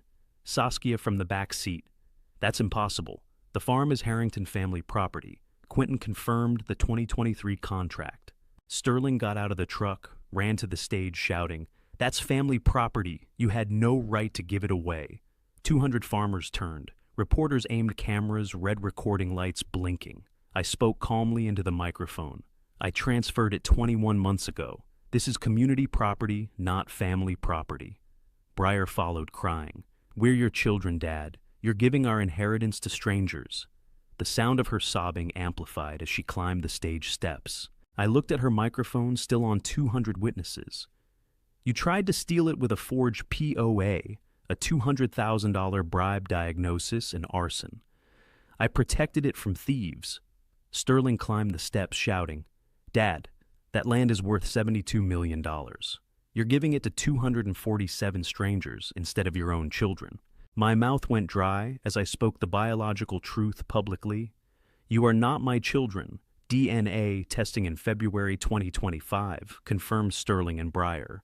You are the biological children of Quentin Ashford. I raised you for 30 years. You repaid me with conspiracy. Do not call me father anymore." The metallic adrenaline taste on my tongue. Sterling's face drained of color as he heard biological children of Quentin Ashford, the first time he had heard the biological truth publicly spoken. His knees trembled on the stage steps. Briar sobbed, "Dad, you're saying this in front of reporters, in front of the public." I turned away from Sterling, and Briar spoke to the 200 farmers into the microphone. "My real family is not blood, it is choice. Simone, Kendrick, Kai, Spencer, Luther, Spencer, Winston, Sinclair, Vivica, Diaz, Floyd, Weaver. 247 shareholders, you are my family. You stood with me when my blood relatives tried to rob me. Luther Spencer Kai's brother, 24 years old, a local cattleman, a cooperative shareholder, since March 2024, representing 3 generations of Spencer family roots in Oakhaven, stood and started clapping. 200 people followed. I stepped down from the stage, rough pine wood under my boots, walking past the collapsed Sterling on the steps and the sobbing Briar, not looking back. I joined Simone. She took my hand, warmed the scent of her lavender fragrance. Reporters filmed everything, cameras clicking continuously. Floyd handed me a coffee cup from a thermos, bitter. I whispered in Vietnamese, only Simone hearing, "My real family is not blood, it is choice." Sterling stood up from the wooden stage steps, face white, turning to Saskia, standing by the U-Haul. He said, "Quentin is our biological father. You knew, didn't you?" Saskia was silent for 5 seconds. Reporter cameras zooming in on her face. Then Saskia laughed coldly. "Of course I knew. Quentin told me in 2022. Why do you think he paid me $5 million? I sold out my own biological father for a man who's actually your father." Reporters swarmed Saskia as she confessed to knowing Quentin was Sterling and Briar's biological father since 2022. But I was done caring about Saskia. I needed to finish this. I held the DNA envelope, looked at 200 spectators, and spoke the name of the man standing at the edge of the square 40 years after meeting him at Wharton. Quentin Ashford, my friend Lorraine's lover, and the biological father of Sterling and Briar. I pointed to the man in a gray suit standing at the periphery, pale frozen. CEO of Cresta Oil, Wharton classmate from 1992. You became my wife's lover for 5 years. You are the father of the 2 children I raised for 30 years. You paid $4.3 million in secret support for 20 years, then $5 million to Saskia to rob me. Quentin at the edge, voice trembling. Thaddeus, I never wanted to. FBI agents stepped toward him. 200 witnesses gasped. Sterling stared at Quentin. You are my biological father, and you used me as a weapon against the man who actually raised me. No answer. FBI handcuffed Saskia, metal glinting in the December sun. At 12:25, Dane stepped toward Briar in front of 200 witnesses and spoke the truth. Briar, I am not your husband. I am a $5 million contract. May 2020 to December 5th, 2025. Today is the day it ends. Quentin paid me $1 million per year to marry you and surveil you. I'm sorry, but this was never real. Briar collapsed. Simone caught her. The salt smell of Briar's tears spreading. Sterling faced Quentin. You paid someone to fake marry my sister, your own biological daughter. Quentin was silent, FBI handcuffing him beside Saskia, the smell of the FBI agent's coffee breath as they made the arrest. At 12:34, Vivica Diaz stood in the crowd, removed her cooperative chairman's name badge. The back of it revealed a press badge, Quinn Hartwell, NYT. My mouth went dry as I said, "Don't call me father anymore." She said, "My real name is Quinn Hartwell, born March 1991 in Kabul, mother Lila. Hartwell, civil engineer, who died in 2010. Before she died, she told me your father is Thaddeus Harrington. I've been searching for 14 years. Ancestry DNA matched in 2024. I came to Oak Haven as cooperative chairman to watch you fight your fake children while I waited for the right moment. I'm 34 years old. I am your biological daughter." I stepped down from the stage, dazed, and hugged her, the first touch between a father and daughter after 34 years. The scent of Vivica's jasmine fragrance different from Simone's lavender as I held her. The crowd was silent for 8 seconds, then erupted in applause. "Quinn, Lila's daughter, my daughter."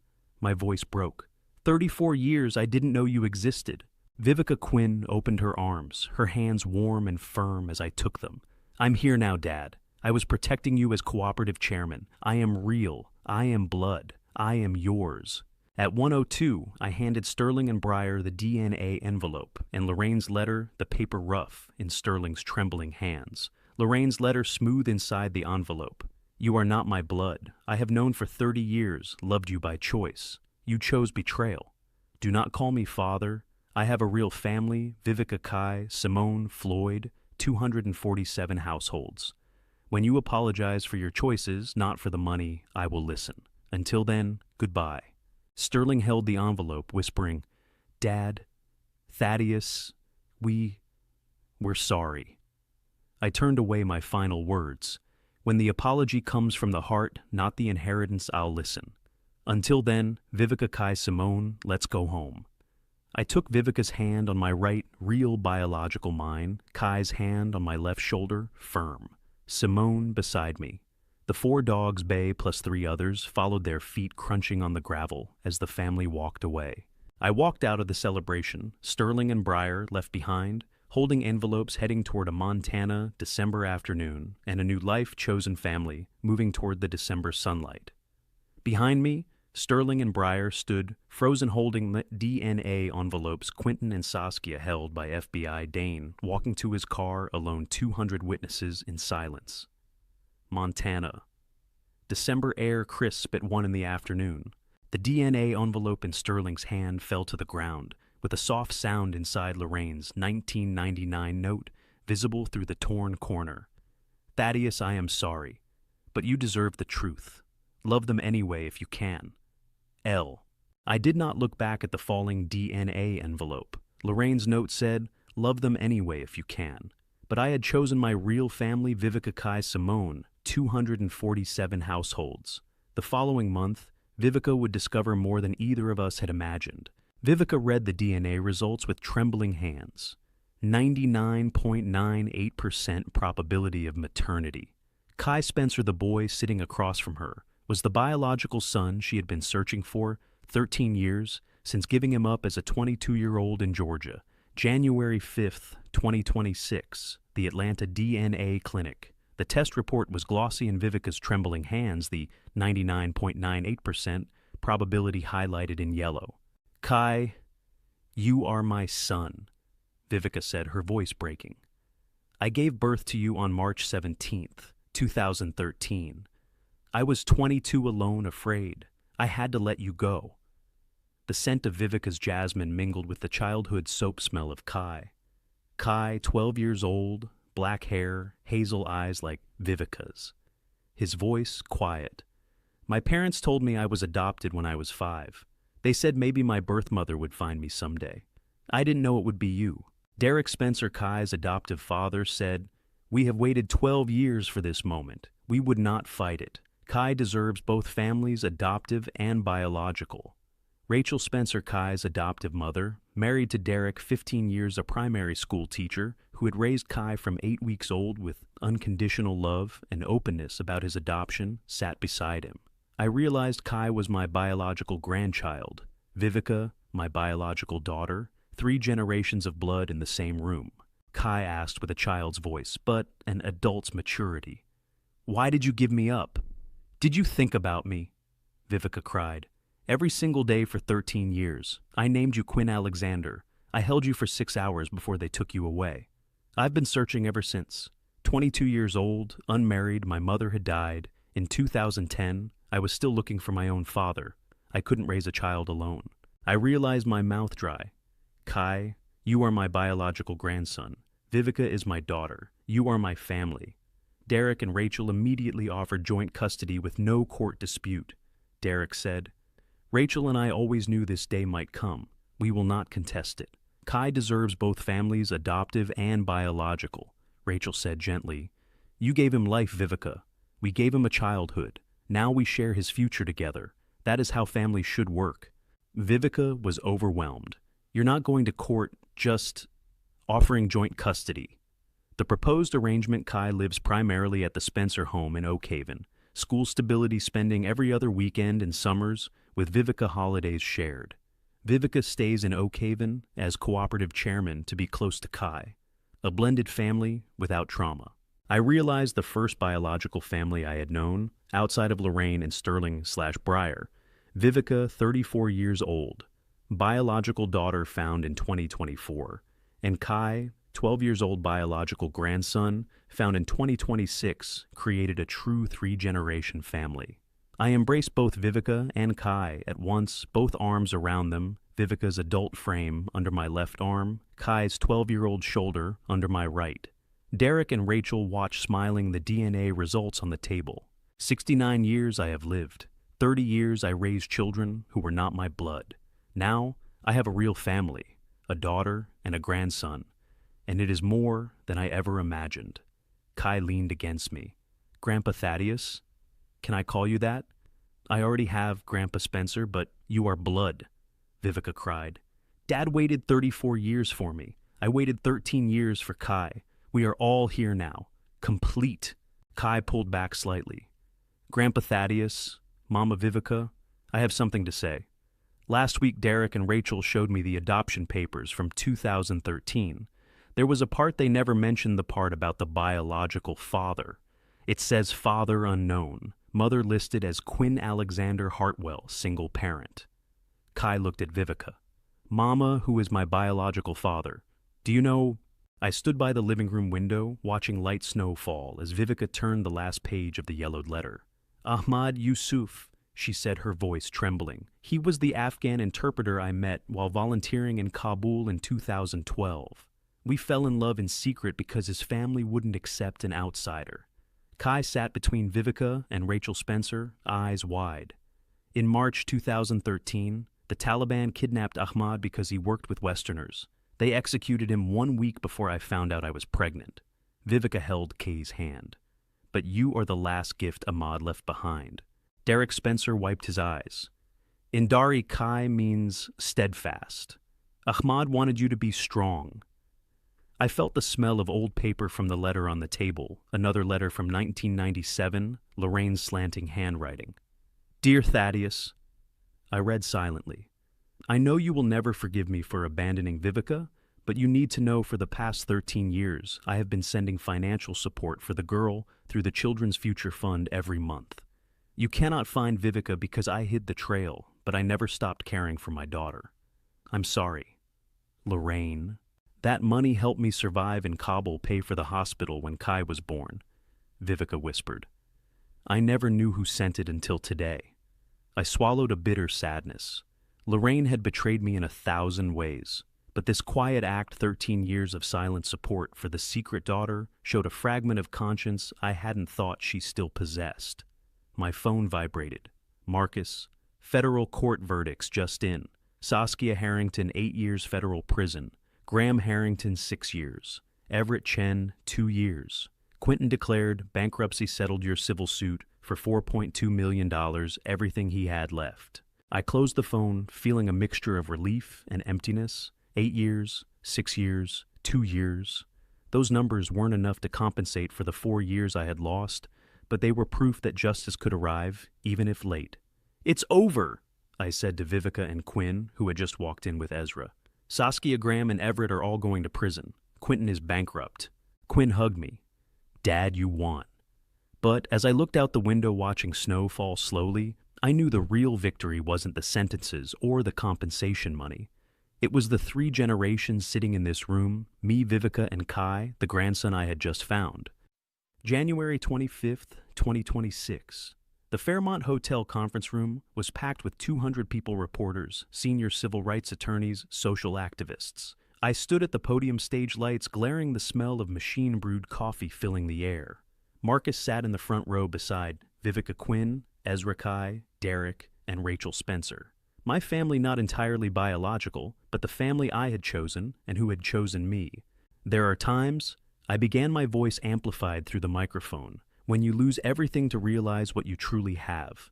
There are times when the people you trust most are the greatest betrayers. There are times when justice comes late, but still comes. I paused, looking down at the draft I no longer needed to read. 4 years ago, 3 of my children, Saskia Graham and Quentin Harrington, together with Dr. Everett Chen, fabricated a dementia diagnosis to steal $78 million of my assets through a forged power of attorney. I said clearly.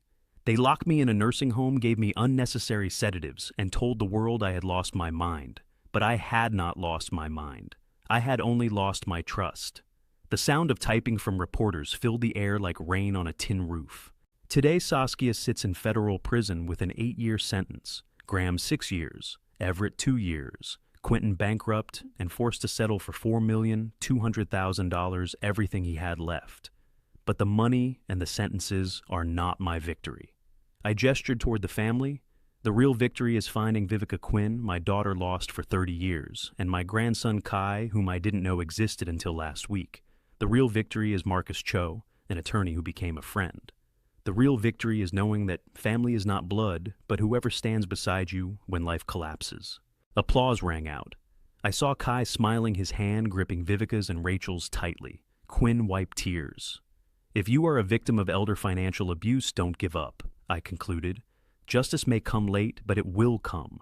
And sometimes, when you lose everything, you will find what truly matters. An hour later, we stood outside the hotel. Snow fell more heavily, covering shoulders and hair. I breathed in deeply the cold air smelling of fresh snow and wood smoke from the neighboring building. Vivica stood on my left, Quinn on my right. Kai, Derek, Rachel, Ezra, and Marcus formed a circle around me. Grandpa, Kai said the first time he had called me that. Thank you for not giving up on finding Mom. I knelt down to his eye level, a 12-year-old boy's eye level, and placed my hands on his shoulders. Thank you for giving me the chance to be a grandfather. Snow fell. My family stood around me. The wasteland, the old life, with Saskia Graham. Quentin Lorraine had been left behind, buried under snow and time. Ahead was a new future, not perfect, not easy, but real. And for the first time in 4 years, I felt I had come home. And to you who have been listening to my story, remember this. I spent 30 years building wealth, but forgot to build a real relationship with my children. I trusted them blindly, failing to see the warning signs. Don't make my mistake. Don't let money blind you to the true nature of the people around you. Betrayal by family is the deepest pain, but through that family betrayal, I learned that real family is not defined by blood, but by love and loyalty. Saskia Graham and Quentin carried my DNA, but Viveka, Marcus, and Kai are my real family. I believe that God allowed me to go through this trial to find the people who were truly worthy. Losing everything is sometimes the only way to realize what truly matters. If this story touched you, please leave a comment. Have you ever experienced betrayal by family? Please share this video with someone who needs to hear it. If you want to hear more stories like this, don't forget to subscribe to the Revenge Dad channel. Thank you for staying to the very last minute. Once again, please note that this story contains some fictional elements to highlight the message, but the lessons about trust, betrayal, and family are entirely real.